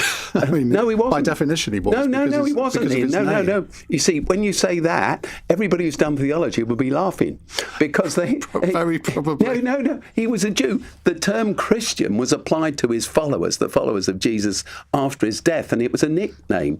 Jesus didn't care about people based on their religion or their colour. Jesus welcomed everyone. So therefore, to be a Christian nation is to be an inclusive nation. That's my point. And we become great again. We become great by being inclusive. Besides anything else, if we deport all these people, who's going to run our transport systems and our hospitals, etc., etc., etc., in my view, is entirely mad. Polly? Well, I just think it's unfeasible and wrong to suggest that you would create that level of insecurity for people who have contributed to our country for years. Now, what you said was that Anne Widdecombe had told you that it wouldn't apply if they'd been there for many years. Well, how long? And as long as they've been working all that time, well, does that mean that any break in their work would mean that they would be sent somewhere else? These are our friends and neighbours, and indeed our family members. These are people who contribute to society, and the idea that you would eradicate the indefinite leave to remain and end up with those kind of ludicrous numbers being deported is economically illiterate and morally wrong. So, just to go back to Steve's point here, I really think, Steve, it's not helpful for these kind of debates to go to Nazi comparisons about this. I mean, I think people do have justified concerns about migration in this country, and you belittle those concerns when you try and draw those comparisons. You know, I just think it's really not helpful at all on that. On this point, Iain, I think this Anne Widdecombe point, I think, is crucial to it, because the fact is, the reason Reform are doing this policy is the so-called Boris wave, which is the wave of people who came when Boris Johnson loosened visa restrictions that led to about 2 million people coming to this country in the series of a couple of years. And what Reform want to do is essentially unwind that Boris wave and encourage those people, or make those people, to return to where they came from. That is very different from people who've been here for 5, 10, 20 years, because the Conservatives actually have. Well, if Reform win the next election, a lot of those people would have been here for 5 years. Yes, and I think the government's actually aware of that, which is why they're extending the indefinite leave to remain basis from 5 to 10 years, that you have to be here to get ILR because of that particular concern. The thing that I think you've got to get the balance on this is you've got to accept that people do have concerns about illegal migration. Zia Youssef was talking about stopping the boats again, which every party now says they want to do, and no one particularly has had much success in doing it so far. But I think when you're talking about deporting tens or hundreds of thousands of people, I just don't believe there is a kind of mainstream appetite for that in this country at all. I agree. Rupert Lowe, who was obviously a former Reform MP, who's now gone to Restore Britain, who's his new party, he openly boasts of millions will be deported. That language, I think, goes well beyond what any normal concerns people have about this. But I think Reform have to clarify. If you're saying end of ILR full stop, I think that's quite extreme and would not garner support. If you're talking about illegal migrants, people who've come here illegally, or people who came on a temporary basis, that's a different thing. I think you can have a justified debate. And my point wasn't necessarily about Germany or about America. It's about racism. It's about racism. But how can you accuse Yusuf of that when he's a Muslim? How can he plan deporting 288,000 people a year if he is a Muslim and he knows himself and he knows the opportunity that this country has given him? This country has thrived because of our inclusiveness, which is based in Christianity. Christianity is the way of inclusion. Do you think that this is going to resonate with the electorate? Because I suspect this is an issue where if you say to people, should we control immigration? Most people will say yes. There's very few people in this country believe in open borders. If you say, should we deport lots of people? They'll say yes, if they're here illegally. Yes, of course you should deport them. If you say, should we deport people who are here legally, I think people start to twitch. Yeah. But I think let me finish the point. And I think that if you talk about people in an anonymous group of sort of immigrants, asylum seekers, whatever, people have one attitude. But if you say, yeah, but would you deport your neighbour, Mohammed, down the road? Oh, no, he's a great guy. No, I wouldn't want to deport him. Exactly. But what they're doing is they're delegitimising people who've been here all the time by suggesting that anyone who's got indefinite leave to remain has got, in some way, hasn't got a right to be here. They're basically moving the goalposts, and that is against everybody's, sense of fair play in this country. People know that people who've been here for a long time have been contributing should be able to be able to feel confident and certain in their investment in the community. One of the greatest risks about creating this temporary situation, or them not being able to be sure about their ability to stay for very long, is that it drives people away from investing, from developing in work and so forth, and therefore they become less helpful and contribute to society, less committed to the community, less likely to integrate. But Polly, your government also appreciates there is an issue with ILR, which is why it's been extended from 5 to 10 years. So you must see that there is a concern here about that if you're going to have indefinite leave to remain, you've got to be making a positive contribution to British society and be integrated. Otherwise, why would you have made that change? Well, those changes are out to consultation in order for us to be able to understand exactly what the economic impact would be of that, and to see what the integration risks around that are. Now, I understand the point about the Boris wave, but overall, we should be making sure that there are clear paths to people to be able to contribute to this country, and for them to be able to see value in settling down and making those networks stronger, because that makes our country better than if people are transient, just here for a short time and going back. I know how important it is and the difference it makes when somebody has their passport taken away and is left in temporary accommodation. The likelihood of them being able to settle and contribute in the long term is much less than if we give people a valuable path to settlement, and that's what needs to be part of these reforms of the migration system we've got in place. Okay, thank you very much. We're going to move on to a question on the Gorton and Denton by-election, which is happening on Thursday, after the news on LBC with Matt Hewitt. Lord Peter Mandelson has been arrested on suspicion of misconduct in public office. The former ambassador to the US had been under investigation over claims he shared sensitive information with Jeffrey Epstein, which he denies. The Education Secretary insists children with the most complex needs will keep the highest level of support in English schools. Fewer are expected to qualify under reforms designed to ensure more pupils can be taught in mainstream settings. And Tourette's campaigner John Davidson says he is deeply mortified if anyone considers his involuntary tics to be intentional or to carry any meaning.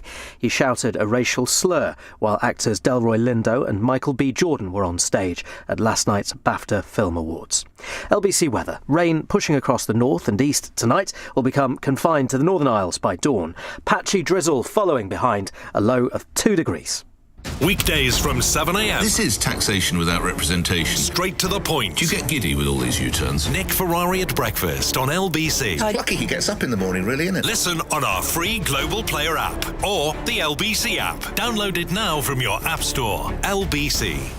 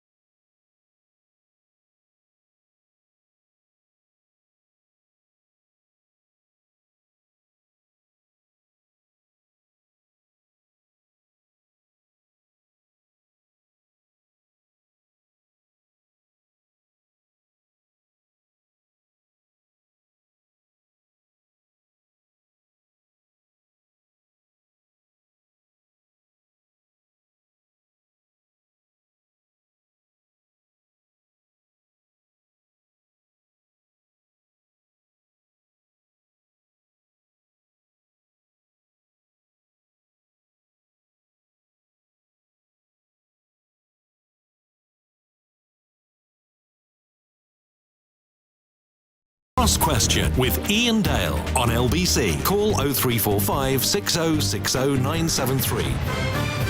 8:34 on LBC. Just rejoice at the news that Mims Davis is sitting next to me. She has arrived. Everybody.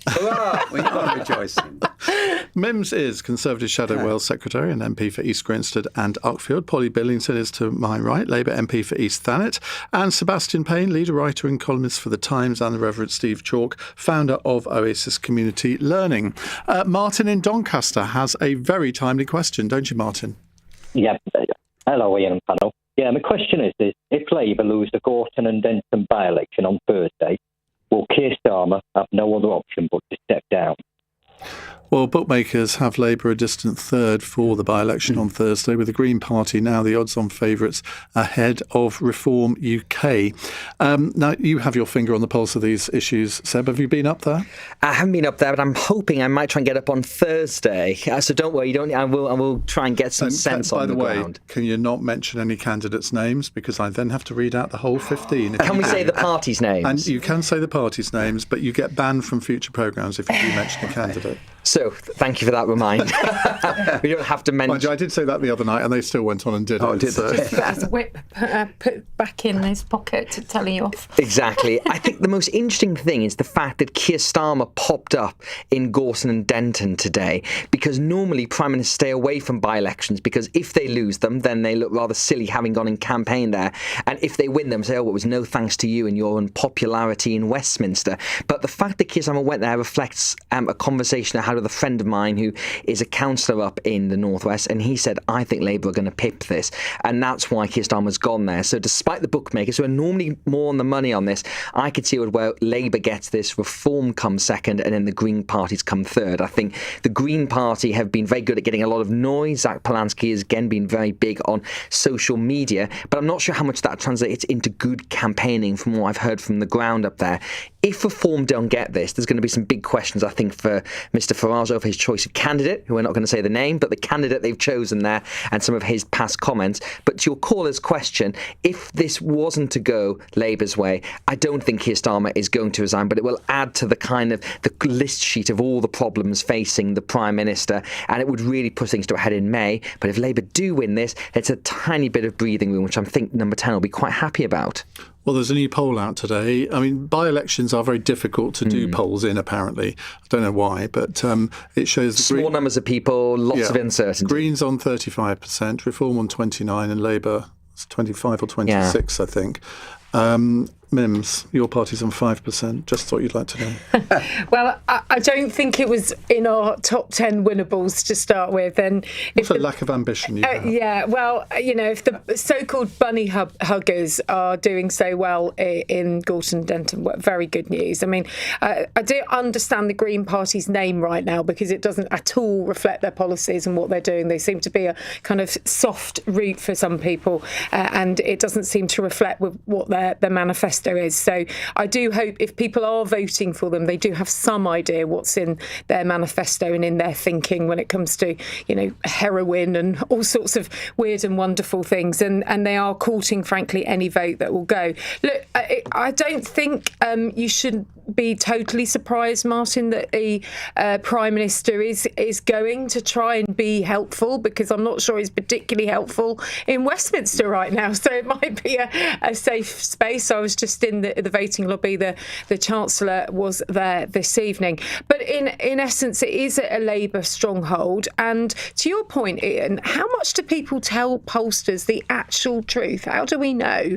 Because could it be that actually this is deliberate if they know it's a by-election? Would people feel like they might want to say that they're reform? They might be very shy Tories from our numbers. Extremely shy. So shy that almost don't exist. But we do have a wonderful candidate there, but I'm not allowed to mention any of those people, are we?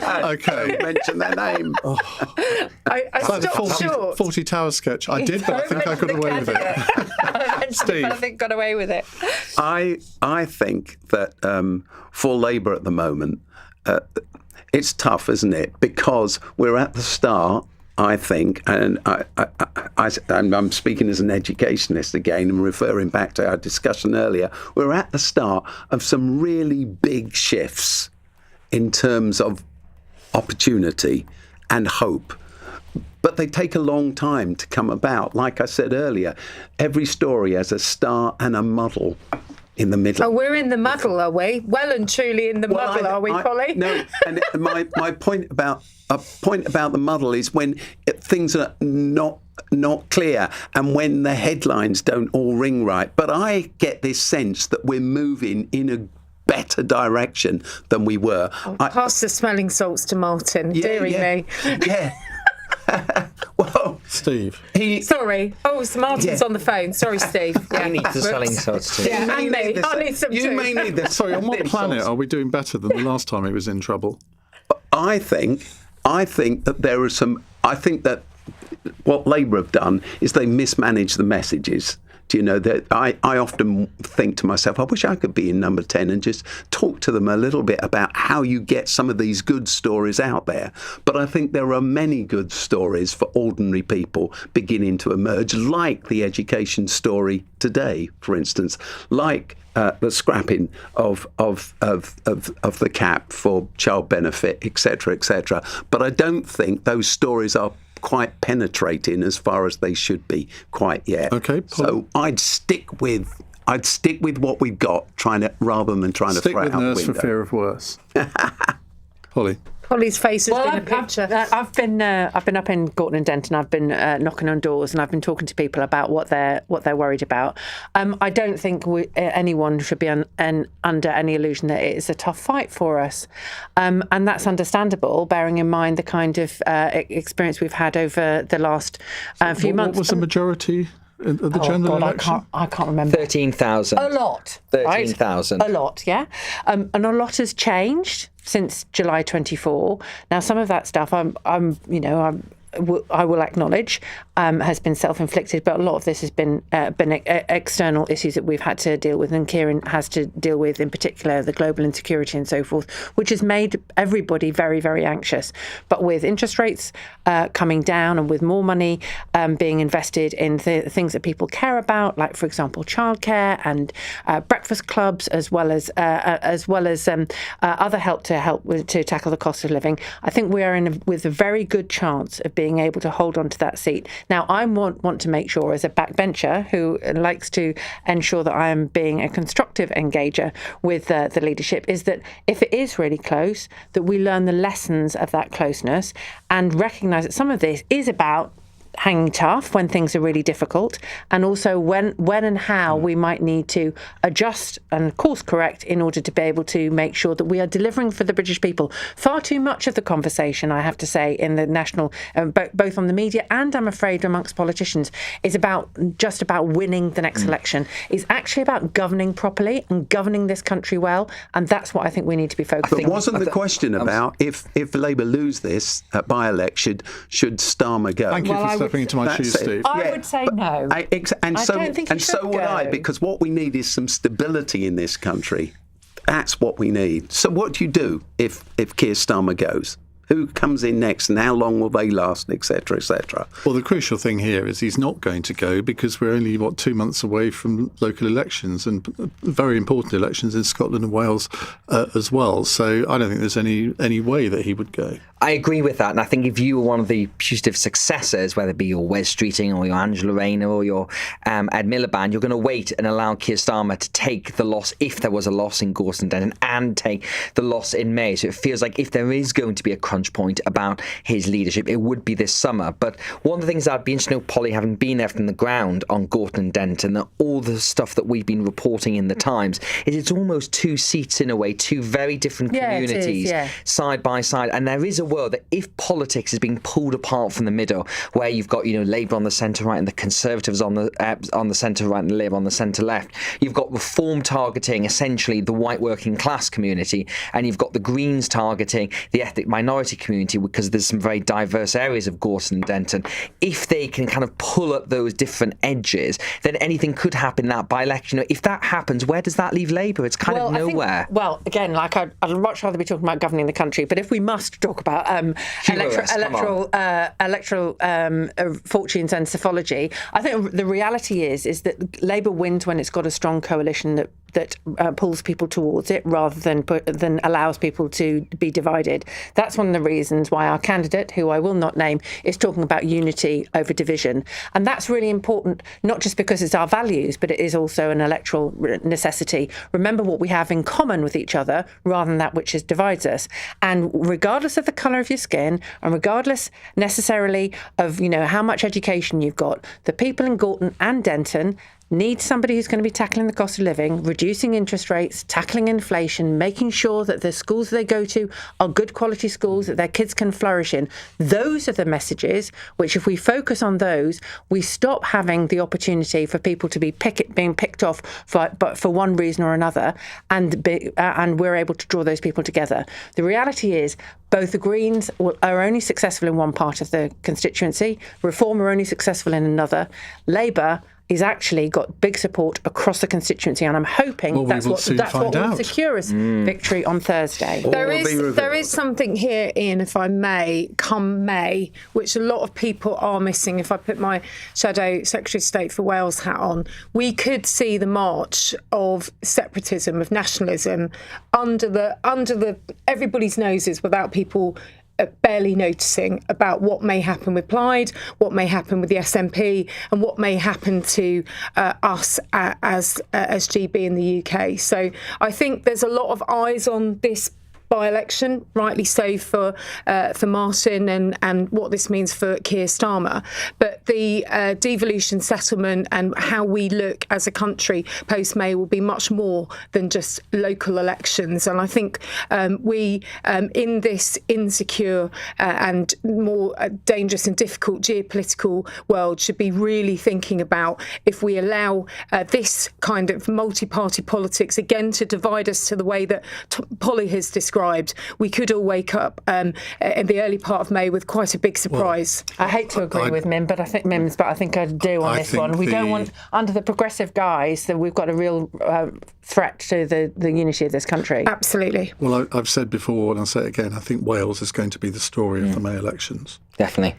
Well, it'll all be your fault. Look, actually, what's really important is the changed way that you vote in Wales every single the Conservative or any vote counts with the 6-member wards, etc. And it will mean that those people who do want to keep the country together and actually don't want a border, and don't forget both the Greens and Reform have said they're quite happy for Wales to go their own way. They've said the same in Scotland. I think for us as a Conservative and Unionist party, absolute USP here, and indeed for Labour and others, is to remind people there is a lot at stake in these elections, and I really don't want people to wake up thinking they voted Green for the bunny huggers, but actually they're very happy to separate us out alongside Plaid. OK, right, we will move on in just a moment. And of course, our much awaited fun question at the end of the programme. That should keep you all listening. 8:47. LBC.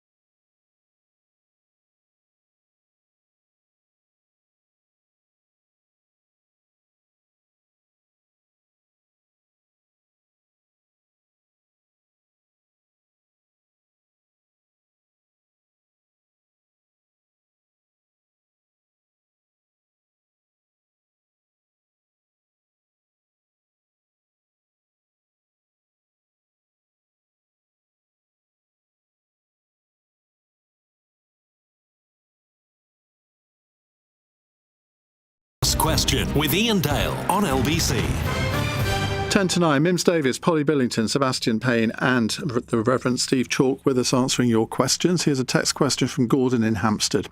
President Trump's new tariffs announced on Friday after the Supreme Court ruling are said to hit Britain proportionally more than any other country. With that and recent comments about the Chagos deal, is our goose with this president finally cooked? Now, the Swiss-based Global Trade Alert has released a new report today which says Britain is facing the largest trade-weighted average tariff increase of any major economy. Should we reciprocate, Polly? No, I honestly, of course, we shouldn't reciprocate. Trade wars like that would be. Understands. No, I think that, look, what we have to do is think about what this is like for people who are running businesses in this country. This level of uncertainty is appalling. So we need to keep focused on engaging and making sure that we can restore some kind of stability to our relationship, our trading relationship with the US. But I don't think any kind of retaliatory action would at all be helpful at this time. This is something that the Supreme Court has imposed as a result of his initial tariffs. We need to keep talking. That is basically the only way forward. Why is he picking on us? He's not picking on us. It's the Supreme Court ruling which has overruled his original tariff deal, which is when we got a preferential deal. So it's the Supreme Court's ruling that has created this uncertainty. That's one of the reasons why we have to keep talking to the administration to make sure that we get a better deal at the end. That's not right, is it? Because he's imposed blanket 15% tariffs, and our tariff before was 10%. Well, but that's what I'm saying, is because of the Supreme Court ruling, he has done this, and that's why we need to say, look, we need to go back and start to have better conversations, because we got a preferential deal in the first place. This is that's why it will be concerning for anyone who's exporting to the US, and that's why we need to keep talking in order to be able to establish a better situation. Shall we do a little bit of role play like I did with Zach Polanski the other day? What, are you asking me? I'm going to pretend you're Keir Starmer and I'm Donald Trump impression. And I say, I'm not doing a Keir Starmer impression. I can't do a Donald Trump impression, so I'm not going to do an impression. But so Sir Keir, that's a shame. I'm happy to help you. But you ditch the Chagos deal and we'll knock 5% off, so we're back to 10%. How about that for a deal? You need to remember, of course, that with the Chagos deal, this is important for global security, President Trump, and that's one of the reasons why your own people have recommended that we go ahead with this deal, and that's why we will continue to do that. Now, of course, when it comes to tariffs, we've got a very, very good products and services that we want to export to you. But it's a bad deal. It's the worst deal. You know that if you speak to a number of the people in the Defence Department... Let's bring in the other panellists. Steve I think, going back to the language of the question, is our goose cooked with the President, finally? I'd say I think the midterm elections may well cook his goose. So I'd say to you, if you were Trump, I'd watch out, because I think you're losing your own people. Because I think... That's what the polls show. Exactly. So, Donald, you're up late at night very often.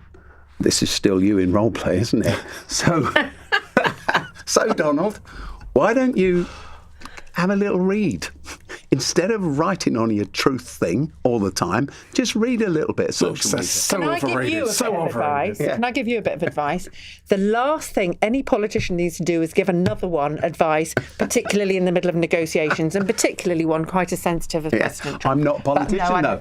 I know. There you go. So you can't give advice. But Mims Davis is. You're going to be done. Well, I was just wondering, Polly, were you replying to Iain Dale, a.k.a. Donald here, as Keir or Polly? Do you really believe that Chagos deal is worth it? Well, listen, it was your government that went through 11 rounds of negotiations because you recognise that the only thing we need to be able to do... We break them off. Because you can negotiate anything, but you don't have to buy it, love. Well, we all know that, don't we? You also know that we need to... You wouldn't have gone through those negotiations if you hadn't recognised that was important for national security and for global stability. Or maybe people were marching in saying, you really ought to do this. What's the alternative, Not doing it. Not doing it altogether and then just leaving it and then just not having Diego Garcia? Well, I mean... Our shadow foreign secretary is over currently in Washington DC, hopefully not role playing and doing the job full on and fighting for British interests. And Friday was interesting because it was 10 or 15% tariffs, very difficult situation. Look, we absolutely need to keep working on that best trading relationship. We don't want any gooses cooked here, as far as I can see. But what I think is really important, and perhaps then bring it back to business, Aston Martin, for example, another iconic sort of business that is struggling with the tariffs, where you've got the quotas and the amount of cars that can go over. When you're made to order and it's those types of businesses, you're really struggling. So this has real world consequences for jobs and livelihoods. And, you know, it isn't about a role play or a mess about this people's livelihoods. So I think it's really important. I promise not to do it again. Just briefly, I think the point I told you off then. The point Polly was making about Donald Trump's anger at the Supreme Court is what's happening here, that he's very annoyed at this ruling because it's kind of challenged his presidential authority for the first time, and we've been caught up, as has so often happened, in his anger towards other people. The real question is going to be, what can we do to see if we can get that exemption once again? That in the previous rounds of negotiations, the government did do, I think, quite a decent job of getting a better deal for the UK. The question is, can that happen now because of chaos, because relations are different, and because Donald Trump is in a different state of mind now? He can see the clock counting down to those midterm elections, and he wants to do as much as he can. And we shouldn't really be surprised that it's a guy who's loved tariffs for 40 years. I think they're appalling. I think, they are doing huge damage to the world economy, but he loves them. He's been convinced that is the case. He also stood on an America First platform. We shouldn't be surprised when that is America First and everyone else has to just get along with it. But someone should tell him that all this is just putting another nail in the coffin of his hopes. OK, let's finish off with a question. You've only got about 30 seconds each to answer this one, unfortunately. But anyway, Matt in Burnley wants to know, was Martin Lewis, the money-saving expert, justified in saying that Kemi Badenoch's student loans policy isn't fit for purpose? And was the manner in which he asked his question appropriate? Now, Martin Lewis has apologised to the Tory leader for gate-crashing her interview on ITV's Good Morning Britain this morning to confront her about tuition fee repayments.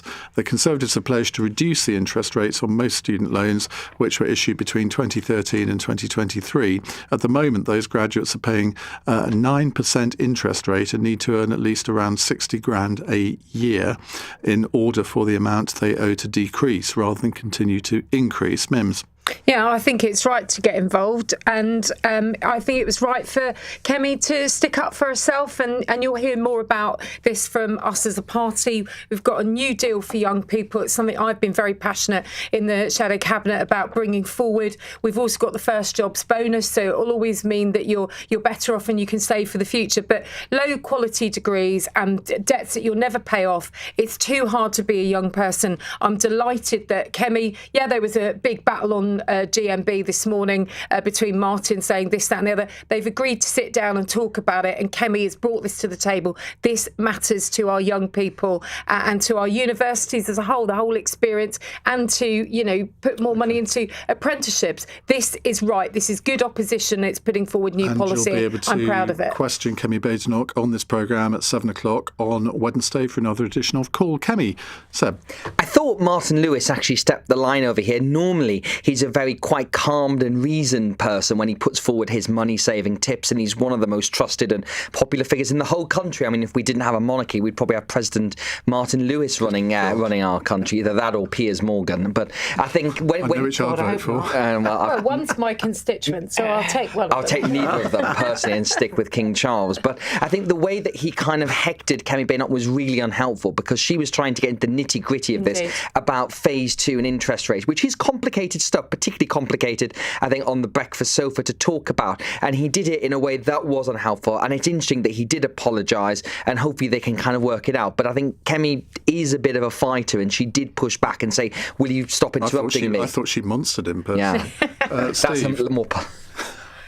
I didn't watch it's TV worth it. this morning. Go back and watch it. People have clipped it. I'll tell you why I didn't watch telly this morning. I was out and I was working in one of our schools in a very poor community, where the young people, in our country, your outcomes in life are still controlled more by the income of your parents than your ability and your talent. So this is it's a huge scandal that's been built up through the years, isn't it? The amount of interest these kids have to pay off, and I know that in poor communities, some parents do not want their child to go to university simply because of the draconian system that we have that's going to punish them. We've got to change it.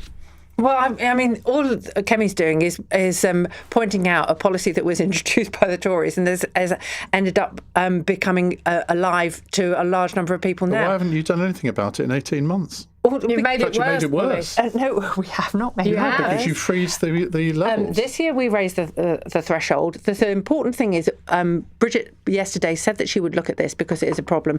It has been boiling and bubbling up for over 10 years that this is a problem that was introduced by the Tories. And the idea that you would solve this problem, Mims, by cutting arts subjects at university is absolutely appalling. You should remember how much the creative industries contribute to the economy in this country, and to cut the opportunities to be able to study arts and creative subjects is absolutely not economically illiterate. Well, I think apprenticeships and not having who you know to get into the creative arts is not the way forward. Well, so I'd love to continue with this, but we're already running late, and I do want to fit in the final question from Kaz in St John's Wood.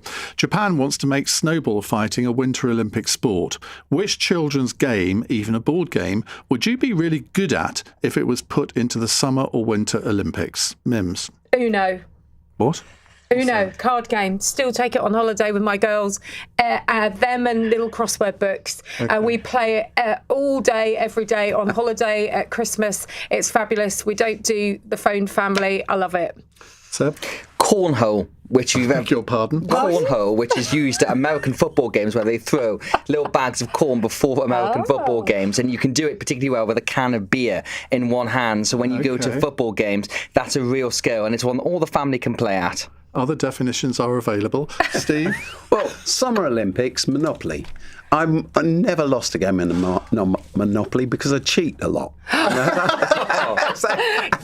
Reverend Steve talked there. I think sliding down on a hill on a little tin tray, because I used to do that sometimes as a kid. It's a great Reverend game. Stephen Chalk cheats at the rapacious capitalist Monopoly. I mean, that's a headline in and of itself. Cluedo. I mean, I'm rubbish at sport, and that would be my favourite. I'll submit. What about you? Yeah. Racing Demons. Have you ever played? Oh, I remember that. Love that. That is great. I remember that. It was the Queen Mother's favourite card game. It's absolutely brutal. Oh, do we get to play it with Dubonnet? Lots of swearing. Anyway, thank you all very much. On the panel tomorrow, we have Penny Mordaunt, Labour MP Preet Kaur Gill, the editor of the comment website The Article, Daniel Johnson, and the Politics Home reporter, Tim Scottson. So they'll be here to answer your questions at 8. Coming up in the next hour, we're going to return to the subject of special educational needs. And the question I want you to answer is, what's been your experience of the system that maybe has affected your child, for good or bad? What do you think needs reforming? Do you think, from what you've heard, the government are on the right lines with their education white paper today? Would you like to see them do something different? 0345 6060 973. I think if you have a child with some form of special educational needs, this is a subject which you're probably much more of an expert on than I am, and indeed most of the people listening. So we'd really love you to call in over the next hour here on LBC.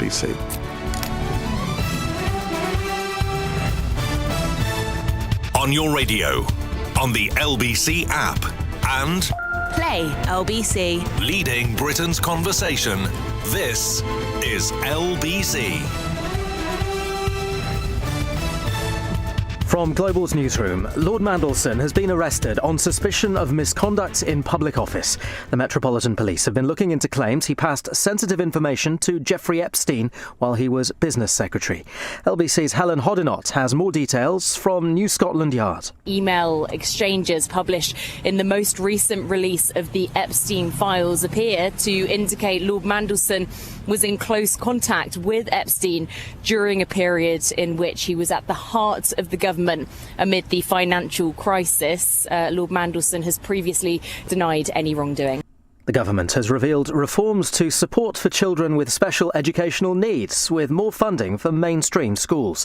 They've announced plans to eventually limit care plans, or EHCPs, in England to only the most complex cases. Schools Minister Georgia Gould told LBC everyone else will have arrangements agreed with their school. We are setting out the introduction of an individual support plan, which will be a flexible plan. It will be backed by ring-fenced money that is going to the school, so a new inclusion mainstream fund, 1.6 billion, and critically another 1.8 billion going into this new service, Experts at Hand, so speech and language therapists, educational psychologists. So all of that will just be part of a mainstream school experience. The Education Secretary, Bridget Phillipson, will be on LBC with Nick Ferrari tomorrow morning. BAFTA says it takes full responsibility for putting its guests in a very difficult situation after a guest with Tourette's syndrome shouted a racial slur at last night's film awards. Sinners actors Michael B. Jordan and Delroy Lindo were on stage at the time. Academy bosses have apologised to them. A man serving a whole life sentence for murdering his pregnant partner and 3 children has been handed a further life term. Damien Bendall, who's 36, has been jailed for at least 15 years after attacking a fellow inmate with a hammer at Frankland Prison in Durham in 2024. The former cage fighter also used a hammer in the killings he carried out in Derbyshire 3 years earlier. And Jack Draper has made a winning return to the ATP Tour. The British tennis number 1 beat Quentin Alice in straight sets at the Dubai Tennis Championships. In the city, the FTSE 100 closed down 2 points at 10,684. The pound buys $1.35 and €1.14. LBC weather. Rain pushing across the north and east tonight will become confined to the Northern Isles by dawn. Patchy drizzle following behind, a low of 2. Cloudy with spells of rain for much of the north tomorrow. Dry and increasingly bright for most in the south. Early drizzle for western areas. A high of 14 degrees. From Global's newsroom for LBC, I'm Matt Hewitt. This is LBC from Global, leading Britain's conversation with Iain Dale.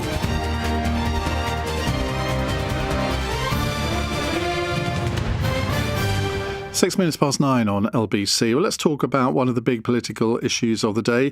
It was dominating all of the political headlines until about 4:30 this afternoon when Peter Mandelson was arrested. But it is an important subject and I wanted to stick with it. We planned it for 9 o'clock and I really want to talk about this because I know over the years, from all of the phone-ins I've done on special educational needs, it means so much to those families who have a child in education with special needs and often feels as if the system is not working for them or for you. So I want to know, the broad question in this hour is what's been your experience of the special educational needs system? If you have a child with some form of special educational needs, how has the system worked either for you or against you? And have you felt that without your sharp elbows, you wouldn't have got a solution for your child? And in a sense, no one should have to have sharp elbows. Those who shout loudest do often tend to get their way in this world, whether it's in education or indeed any form of life, I suppose. But if you don't know your way around the system, if you don't know the people to ask, if you don't know what to do, it can take a very, very long time for you to get an adequate solution. And too many people in the world of special education needs do not get an adequate solution. And those that do have had to fight tooth and nail for it. You shouldn't have to do that, should you? What effect has it had on your child for them to be delayed in getting an EHCP? The sort of diagnosis that will allow them to get the education that they deserve. Now, the government has said that spending on special educational needs will not fall below current levels for nearly 10 years. Well, whoopity-doo. Is that really sort of something necessarily to be proud of? Because we know, and I don't know the answer to this, I don't know why so many more children are being diagnosed with special educational needs, particularly with ADHD and autism. But the number has gone up. I think it was in 2012, it was something like 1.2 million, and it's now over 2 million. There has to be some rational explanation for that. I don't know what it is. I've read a lot about it, and I still don't know what the experts conclude. It can't be just better diagnosis. There has to be something else at play here. But we have moved on from the days when I was a child that a child with special educational needs was often seen as just the naughty child in the class, uncontrollable. And of course, if you have, it depends on the condition, doesn't it? You can't sort of necessarily generalise here. But if you have a child in a class that is disruptive for whatever reason, that inevitably affects the way that the rest of the class is able to learn and conduct their education. 0345 6060 973. Now, we talked a little bit about this in Cross Question. One of the points that one or two of the panellists made, that these plans sound all very well and good, but they're not actually going to come in until the 2030s. You think, well, the system isn't working now. Surely there must be a way of reforming the system right now. So again, the secondary question in this hour is, well, OK, if you think the system doesn't work, how would you reform it?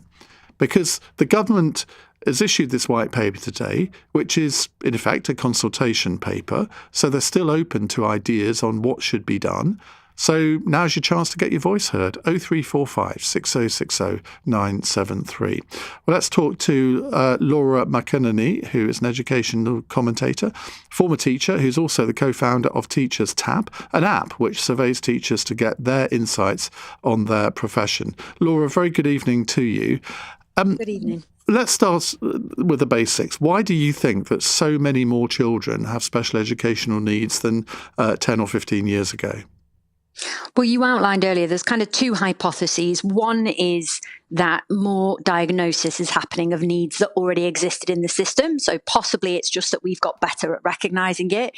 But there is a second possibility, which is that the needs have gone up. One reason for this is actually much better medical care, which means children are surviving premature births and childhood injuries with complex disabilities that previously they would not have survived. So there is that.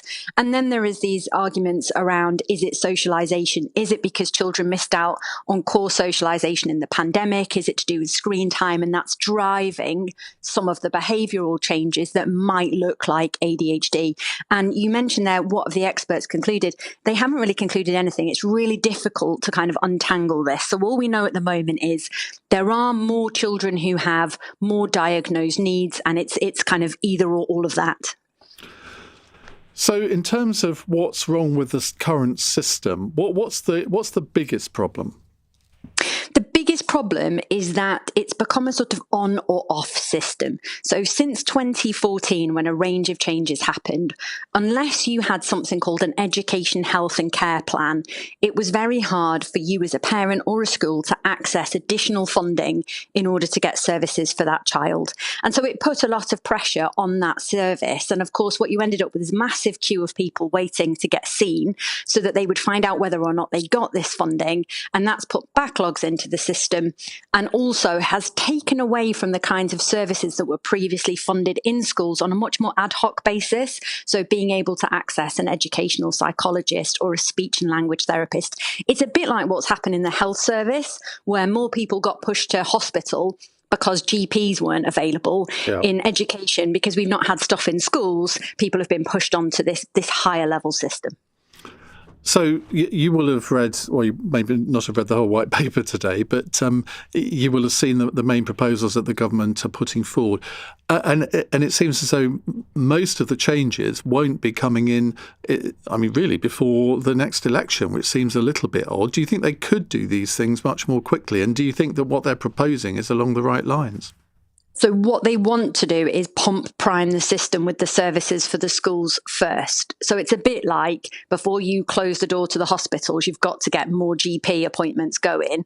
What they're saying is we want to make sure that schools can access speech and language therapists. They've got inclusion bases. Their teachers are all trained.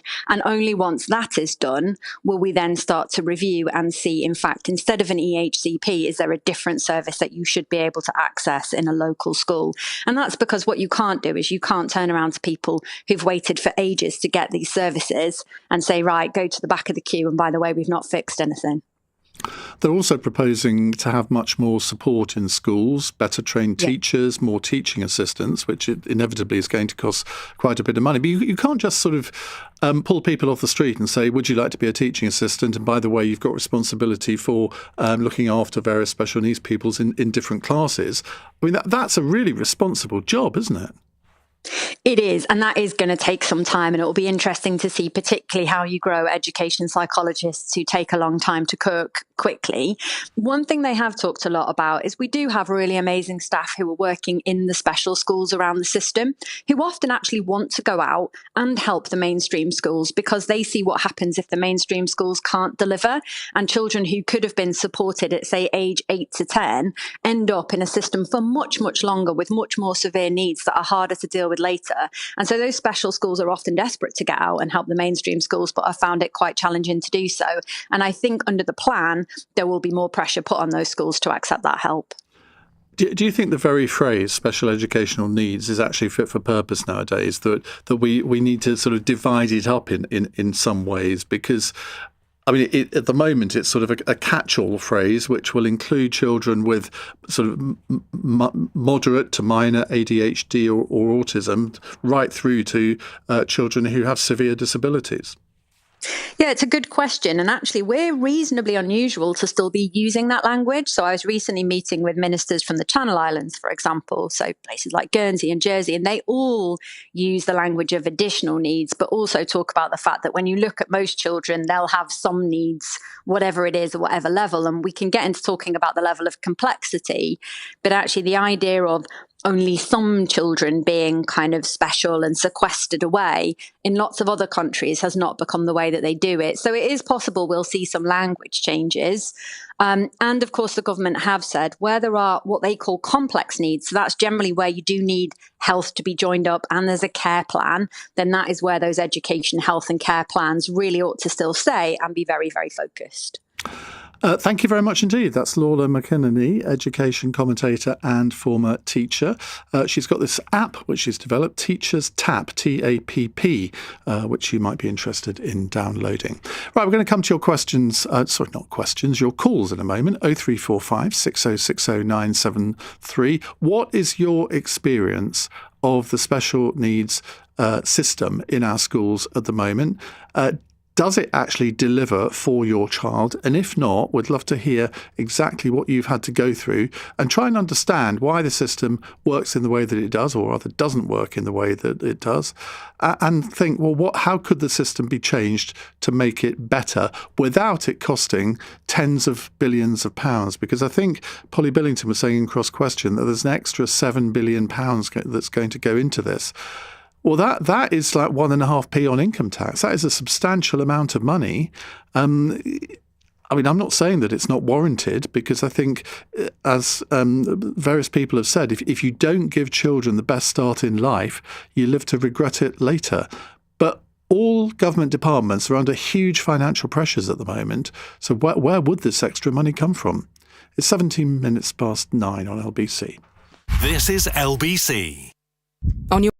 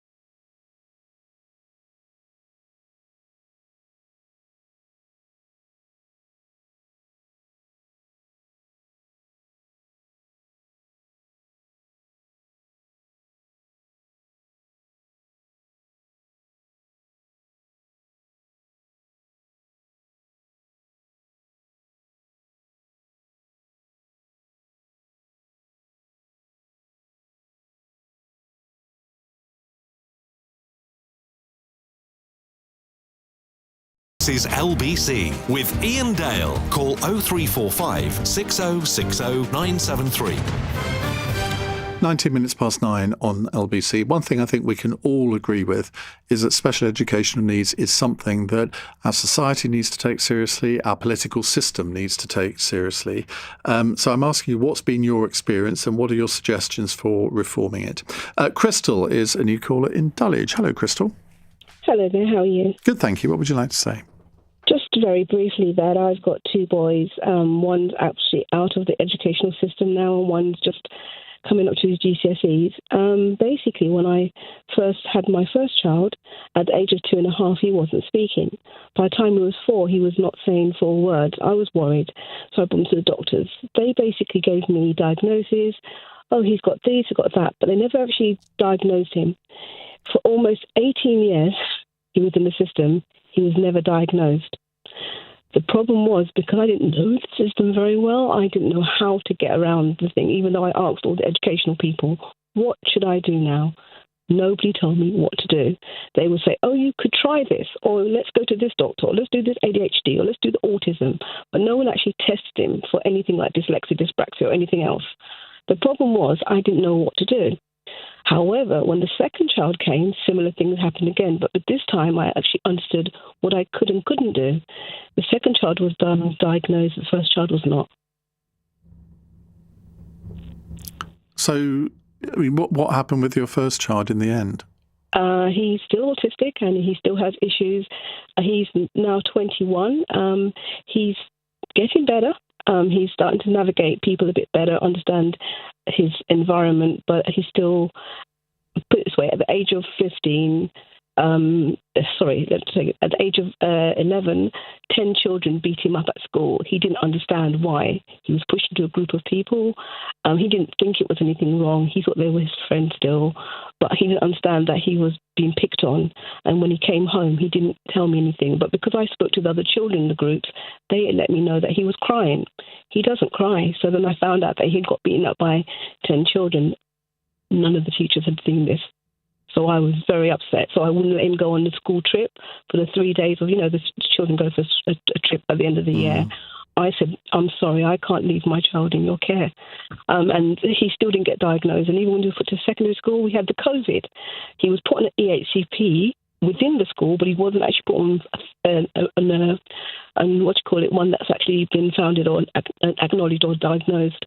They just put him on it because they could see his needs, but they didn't put him on it officially. And then when he left school, he was pushed into the system of college. And then when he got to the college, we had a lady that was helping us. Unfortunately, no one told me that she died in the beginning of the year and basically didn't get diagnosed again. By the time my second child was diagnosed, I told the lady at the time, I think my other child needs some help. She said, how old is he? I said, he's 17. I explained the diagnosis of what I saw and what I knew about him. They said, oh my God, he's definitely autistic, but unfortunately we can't help him. He's out of the system by the time he gets through. He will be too old by the time he gets 18. We can't help you, sorry. So he's 21 now and has received no proper diagnosis? No, nothing. He's been pushed to different things, but he's never been diagnosed. The youngest one is okay. And they've been fabulous with my second child, absolutely wonderful. But that's because I knew the ropes by this time. See, and that's not how it should work, is it? No, I found out through the first child how to go through the second route. No one helped me. I kept asking, what should I do? What's the next process? What should I go to? Who should I talk to? And I spoke to so many doctors, and nobody ever gave me the right answer. But because of the answers from the first doctors, I kept missing certain key points. You have to get the child in for dyslexia at a certain time. You've got to get him in for this. So I didn't know this. It's only because I found out from the first child. So now the second child had all the benefits from the first child. And I mean, how does your first child cope with everyday life now? He still depends on me a lot. And we work through it. He's getting better. He manages things better, but he's terrible with time. He's terrible with money. He's terrible with organisation. If you ask my son what time is lunchtime, he wouldn't be able to tell you. He wasn't writing any sentences up until the age of 15. We couldn't even get him to write a half a paragraph.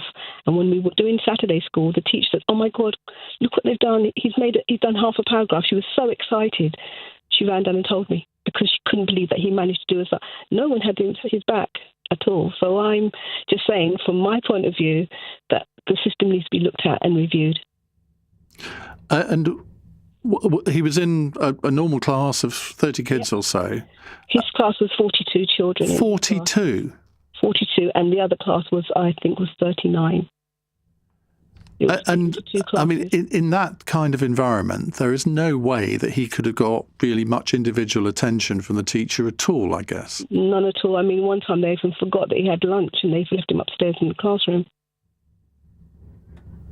So there's things that I think that they definitely need to address. So that's how my perspective on this is to say, I wish they had taken some care with my child when I was demanding it. And I'm very proactive. I'm like on their case.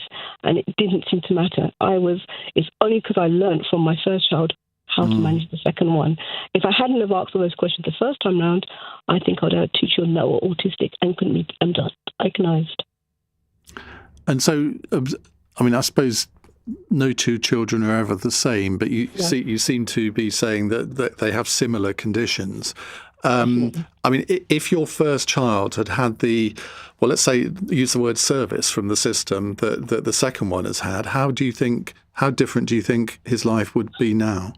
I would have left him in education. He had to come out because we couldn't afford to pay education after this. He needed that security, that boundary, that security of everyday A to B, sort of that kind of rhythm. He needed it. He didn't get that. I think that delayed some of his progress, but he seems to be managing okay now. Does he work? He works now. He works a weekend job. And has that helped him? 100% has helped him a lot. I wish I'd known that this would have been helpful when he was younger. That way it would have pushed him into certain areas. But you don't know. You don't know what to do.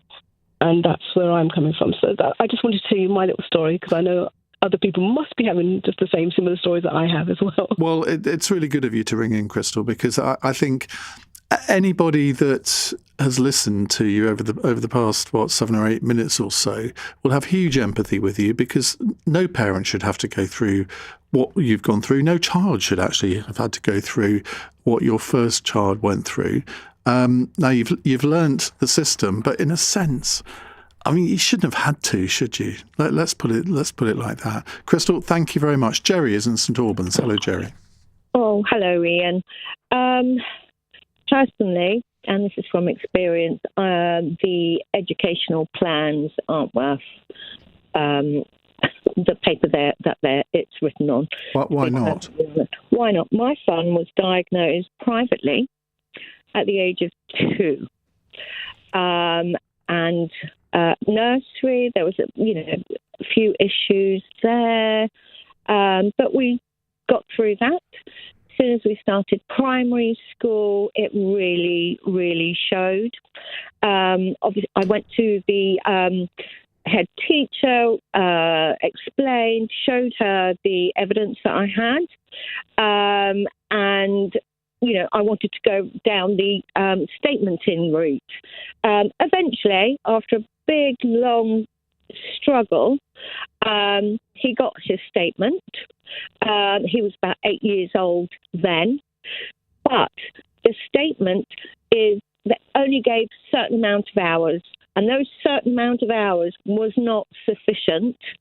And the TA that was looking after him, he'd get 8 hours a week.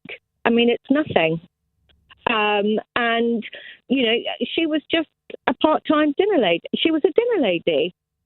So I'd like to put a question after I finish speaking, is has that changed now? Because my son is now 26.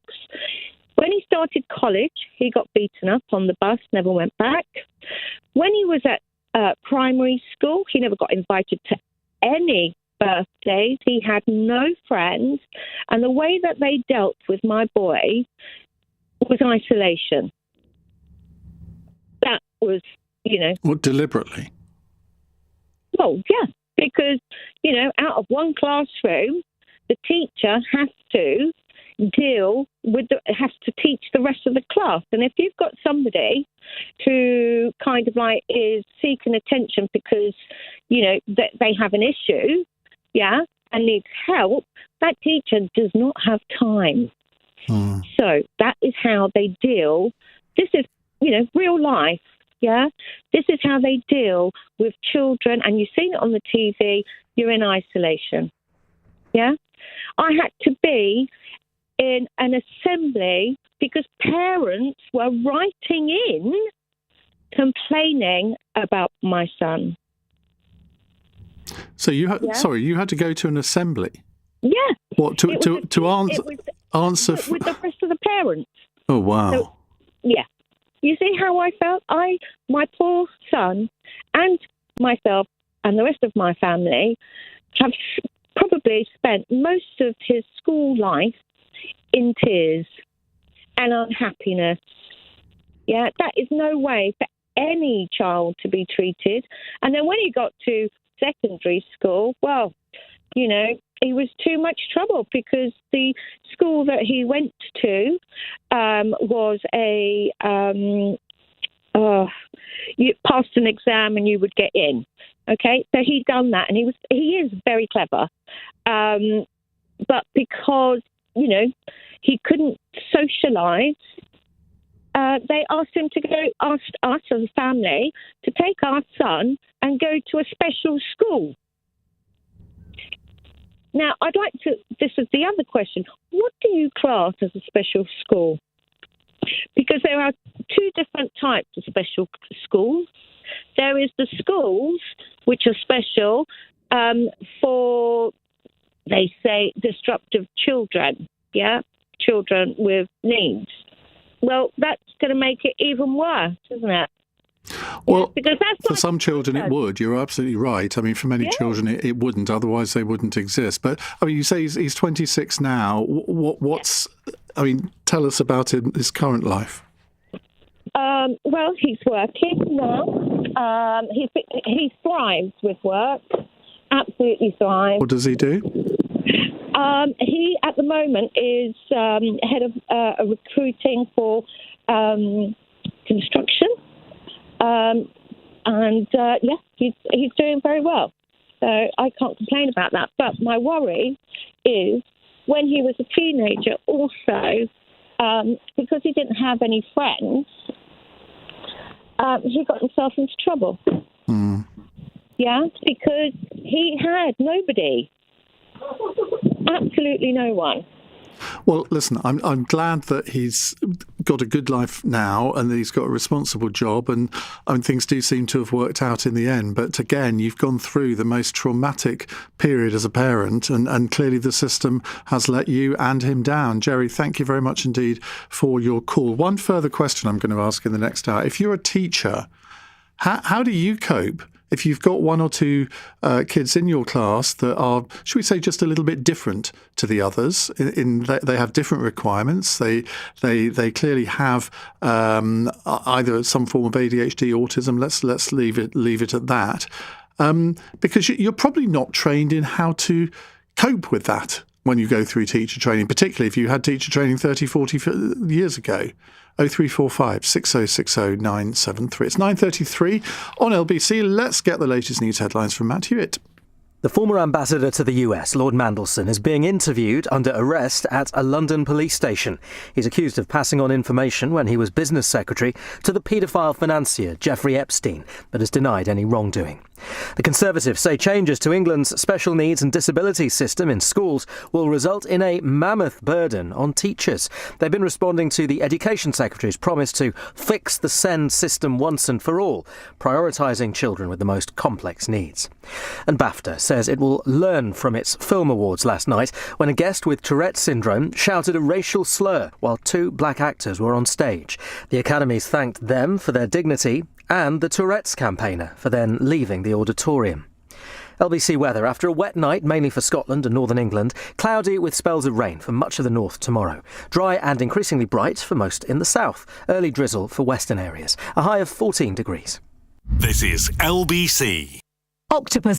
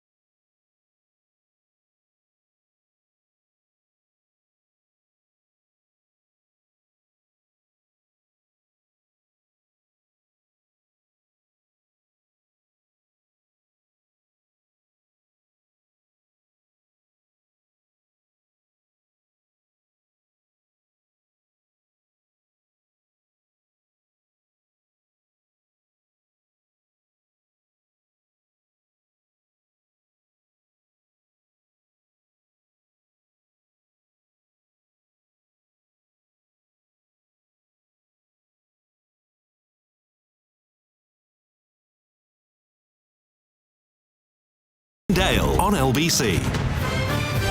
9:36 on LBC. We're talking about special educational needs. By the way, Bridget Phillipson, the Education Secretary, will be with Nick Ferrari tomorrow at breakfast. She's taking calls from listeners. So if you've got some experience you'd like to put to the Education Secretary, which you think might possibly inform her view of this subject, that is your opportunity. Right, let's take this text from Vicky, who says, my suggestion would be offer university graduates a driver's buddy style position to work with teachers in school, and as an incentive, the government pay off a part of their university debts. Each teacher would have that help for the slow children, and 2 staff in a class might well help with discipline. Some might even decide to become a teacher full time. Michael is in Sandringham. Hello, Michael. Hello. Hello. I won't ask about your neighbour. What would you What would you like to say? Just basically that I don't think it's going to make any difference to the educational healthcare plan, the way it's set up and how they're on about changing it. Because in my experience, my son went through school.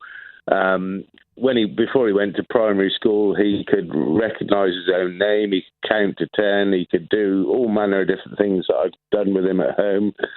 By the time he'd left primary school, he couldn't recognise his own name, he couldn't count to 10 anymore. All the stuff that we taught him at home, he couldn't do anymore. From that point onwards, I realised then that he probably was going to have learning difficulties and that sort of thing. So I fought for him to get help. But the problem is, my son is he's non-confrontational. He's not a troublesome child. He's like if Carlsberg did kids, that's who you get. He's brilliant, but he's not a disruptive child. So all the effort that we put in trying to get him help it fell on flat ears. They weren't interested in doing anything with him because he was a non-troublesome child, and he just seemed to sort of plod on. So I went out of my way, got him diagnosed privately, cost me over £1,000 with the autism and the dyslexia and everything else, because he's right up there on the spectrum. Cut a long story short, after the first couple of years, because he's a non-troublesome child, eventually I managed to get hold of one of his educational healthcare plans, and found that half of it hadn't even been filled in, purely because he's a non-troublesome child and he just seems to do the basics of what he needs to do, if you know what I mean. Mm-hmm. And I got immensely frustrated with it to the point where they stopped sending me the educational healthcare plans because they knew that I was going to kick off and cause issues. I'd spent all that money to get it in place, and then they weren't doing anything with it because he's not a troublesome child. He's not one of these children that demands attention. He prefers not to have attention. He's non-confrontational and so on and so forth. To the point where he's now at uni, and I asked to have his educational healthcare plan sent to me so I could look at it, and I've still not received it now, and he's now coming up to, this year he'll be going into his second year. And how's he coping with uni? He's doing really well. Apart from the social aspect of it, he's doing really well. He loves learning. He's massively into history and all that sort of stuff. And the city he's in's got a fair bit, so he loves being where he is. I make the effort and go and see him every weekend and spend time with him to make him come out of his room and social. And be in social circumstances, we go shopping, we go and have something to eat, that sort of thing. But if you didn't do that with him, he'd just sit in his room. Yeah. So, it's one of them sort of things. You have to encourage him and give him incentives to go out and do things.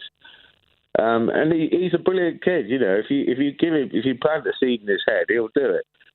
So, it's one of them sort of things. You've got to work with the kids to get the best out of them, That's a tremendous burden on you, isn't it? Because, having to go, I don't know where he is at university, but But the trouble is the teachers nowadays don't have the time to, because, but back in the day when I was a child, teachers used to do a lot more. They used to be able to do a lot more, whereas now they can't. There's not the finances there anymore, which is the problem with this new system that they're on about bringing in. It's only going to be the troublesome children that are going to get the help. If your child is like mine and is one of these ones who will just blend into the classroom, they won't get picked up, they won't get noticed, they won't get the help they need unless the parents are willing to fight for it. It's only because I recognised that he needed it that I went out and did what I did. It caused massive arguments with me and my partner at the time because we couldn't afford to spend £1,000. I had to take time off work and stuff to take him to it and stuff like that. And we in the current climate, you can't afford to do all that. So I feel really sorry for the parents of nowadays because they're really going to have a fight on their hands. A lot of them are going to sit back and hope that the school does things which, in realistic terms, it's not going to happen unless your child is, unless the teacher feels like as though they're going to be a threat to the rest of the class, nothing's going to happen. This is a problem with our society and stuff. It's all there to see, but you've just got to be able to sort of filter through stuff and see it. It's immensely frustrating for parents nowadays. Back when I was a child, that wasn't known of. Last year I went and got myself diagnosed, which I'm completely the same as my son. I'm autistic, dyslexic, ADHD, and all the other stuff. But I've got through life with it. Don't get me wrong. I've had a bit of a sort of bad time with it when I was younger and stuff. But now I understand where I am and what I am. I can deal with it. Can I ask you one question about your neighbour? I mean, what is the community? What is the community feeling about him being there? To be honest with you, there's not a lot we can do about it. He has to go somewhere. I mean, don't get me wrong. I'm really annoyed that he's brought the price down, that sort of thing, which I'm sure over the next couple of years I'll see. But it's it is what it is. There ain't a lot I can do about it. I'm sure I'll never see him. Even though I could probably throw a stone into his garden from mine. It's just one of them sort of things, he's got to go somewhere, isn't he? I mean, if you walked into the local pub, do you think it'd go silent? He wouldn't be in there very long. That's not very neighbourly, Michael. Well, it's not from my side of things, because I'd be the one who got up and walked out if he walked in. But I don't think the landlords would be keeping him in there very long, because it's not going to do their business very good. Well, just to finish off, Catherine says, what a wonderful father this caller sounds. Oh, bless her. So, thank you very much. There you go. Thank you very much indeed for calling into the programme tonight. Right, let's read out this text from Michelle. I totally relate to the last caller with the 26-year-old. I've been trying to find the time to call in over the last 2 days to say the words an EHCP is not worth the paper it's printed on. In fact, I wrote those exact words to the Send Educational Department at the local authority in a number of emails over 10 years ago. My son attended a special school and they were still not fulfilling his needs. His needs were outlined in the EHCP, but it's just words if those needs are, in reality, not being met. And no one oversees if they're being met or monitors EHCPs. So there's no point in them. My son is 24 now. He has had horrendous treatment, and so have I. He's now on a number of medications for the physical and mental health consequences of what they did to both of us. I hear what that woman was saying. She took the words right out of my mouth. Well, again, it's awful that you've had to go through that. I mean, I think it was the same caller that you're talking about was the lady who had to go to a school assembly and face the phalanx of parents who were annoyed with her child for being in the same class as their children. I mean, that must be a humiliating experience as well as just plain awful. I don't know how you react to that sort of thing, because it's not your child's fault, is it? Anyway, we'll come to more of your calls in a moment. Let's try and has anyone got any good news stories about SEND education? Because there must be brilliant SEND teachers out there, maybe in special needs schools, not part of the main schools, because I completely recognise there are challenges in integrating special needs children into mainstream schools. Of course there are. And I think the problem here is that there will be many teachers who don't have the training to know how to deal with that situation.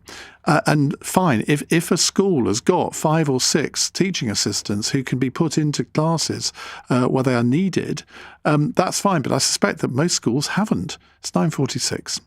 Coming up at 10 on LBC, Henry Riley. The latest as Lord Mandelson is arrested on suspicion of misconduct in a public office. We'll talk about what the SEND reforms mean for you, plus what's it like living with Tourette's syndrome. Henry Riley at 10. Listen on our free Global Player app or the LBC app.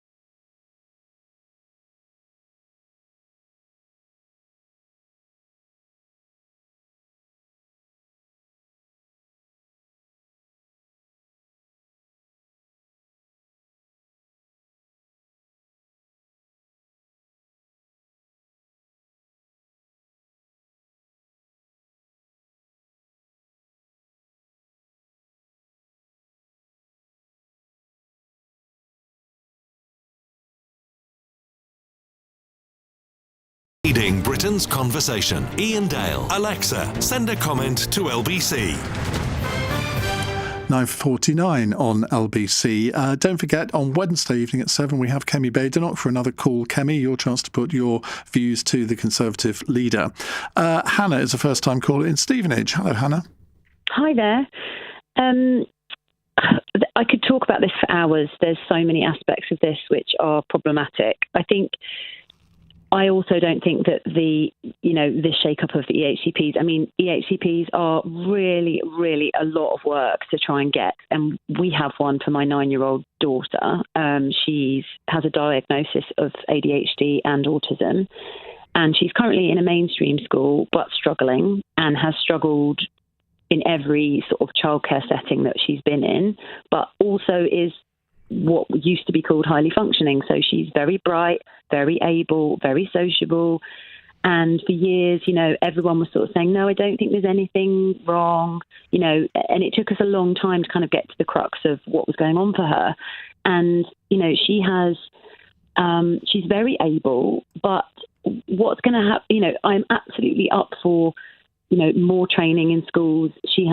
Luckily, we have a great school, and then we have a great relationship with them, which I've worked very, very hard to maintain and make sure that I have them on side, because she is very explosive, and she's been excluded from school on several occasions for explosive behaviour. But what happens to kids like her? No matter how well trained the teachers and the TAs are, essentially she finds being in a mainstream school from a sensory perspective extremely difficult. And so now she's on a part-time timetable, and she's only in school 3 hours a day, because that's the only amount of hours the school can actually guarantee a one-to-one for her. And, if we want to try and get more funding for her, then we can apply for an EHCP emergency review. But there's guidelines even on how much you can change your EHCP. You can't suddenly say, oh, my child's in crisis now, so the things that we said 6 months or a year ago are now out of date. You can only change them a certain amount.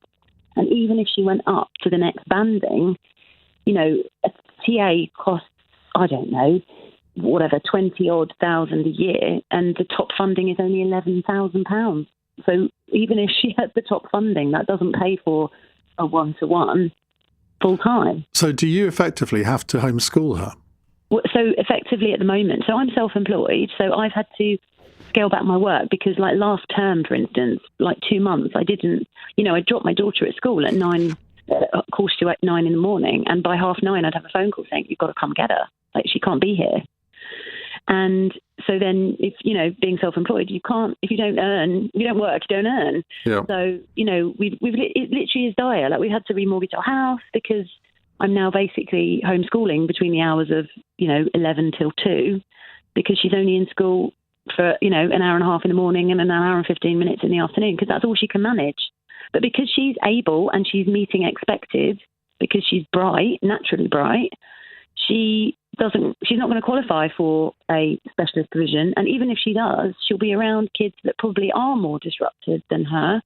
And because she's such a sensory sponge, it's just the wrong environment for her. She needs to be in a smaller, calmer environment with, more adults to child ratio, where the expectation isn't as high, and where there's more time in her schedule for creativity. Like, she's so creative, she's wonderful, so brilliant at drawing and painting, and I take her to home. I visited, I've explored all the home ed options, but essentially without moving house out of, away from our community that we've built around us, we can't afford to survive on one salary, and most families can't.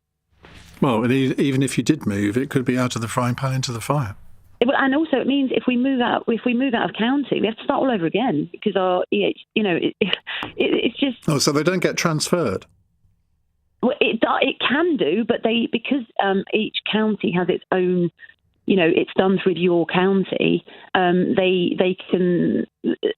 It does get transferred, but it doesn't mean it necessarily gets you. You don't necessarily just get bumped to the top of the list. Do you know what I mean? You're back into joining queues again. And we only have our diagnosis because we paid for it, because we couldn't wait the 4 years that we would have to wait on the waiting list in Hertfordshire to have her assessed.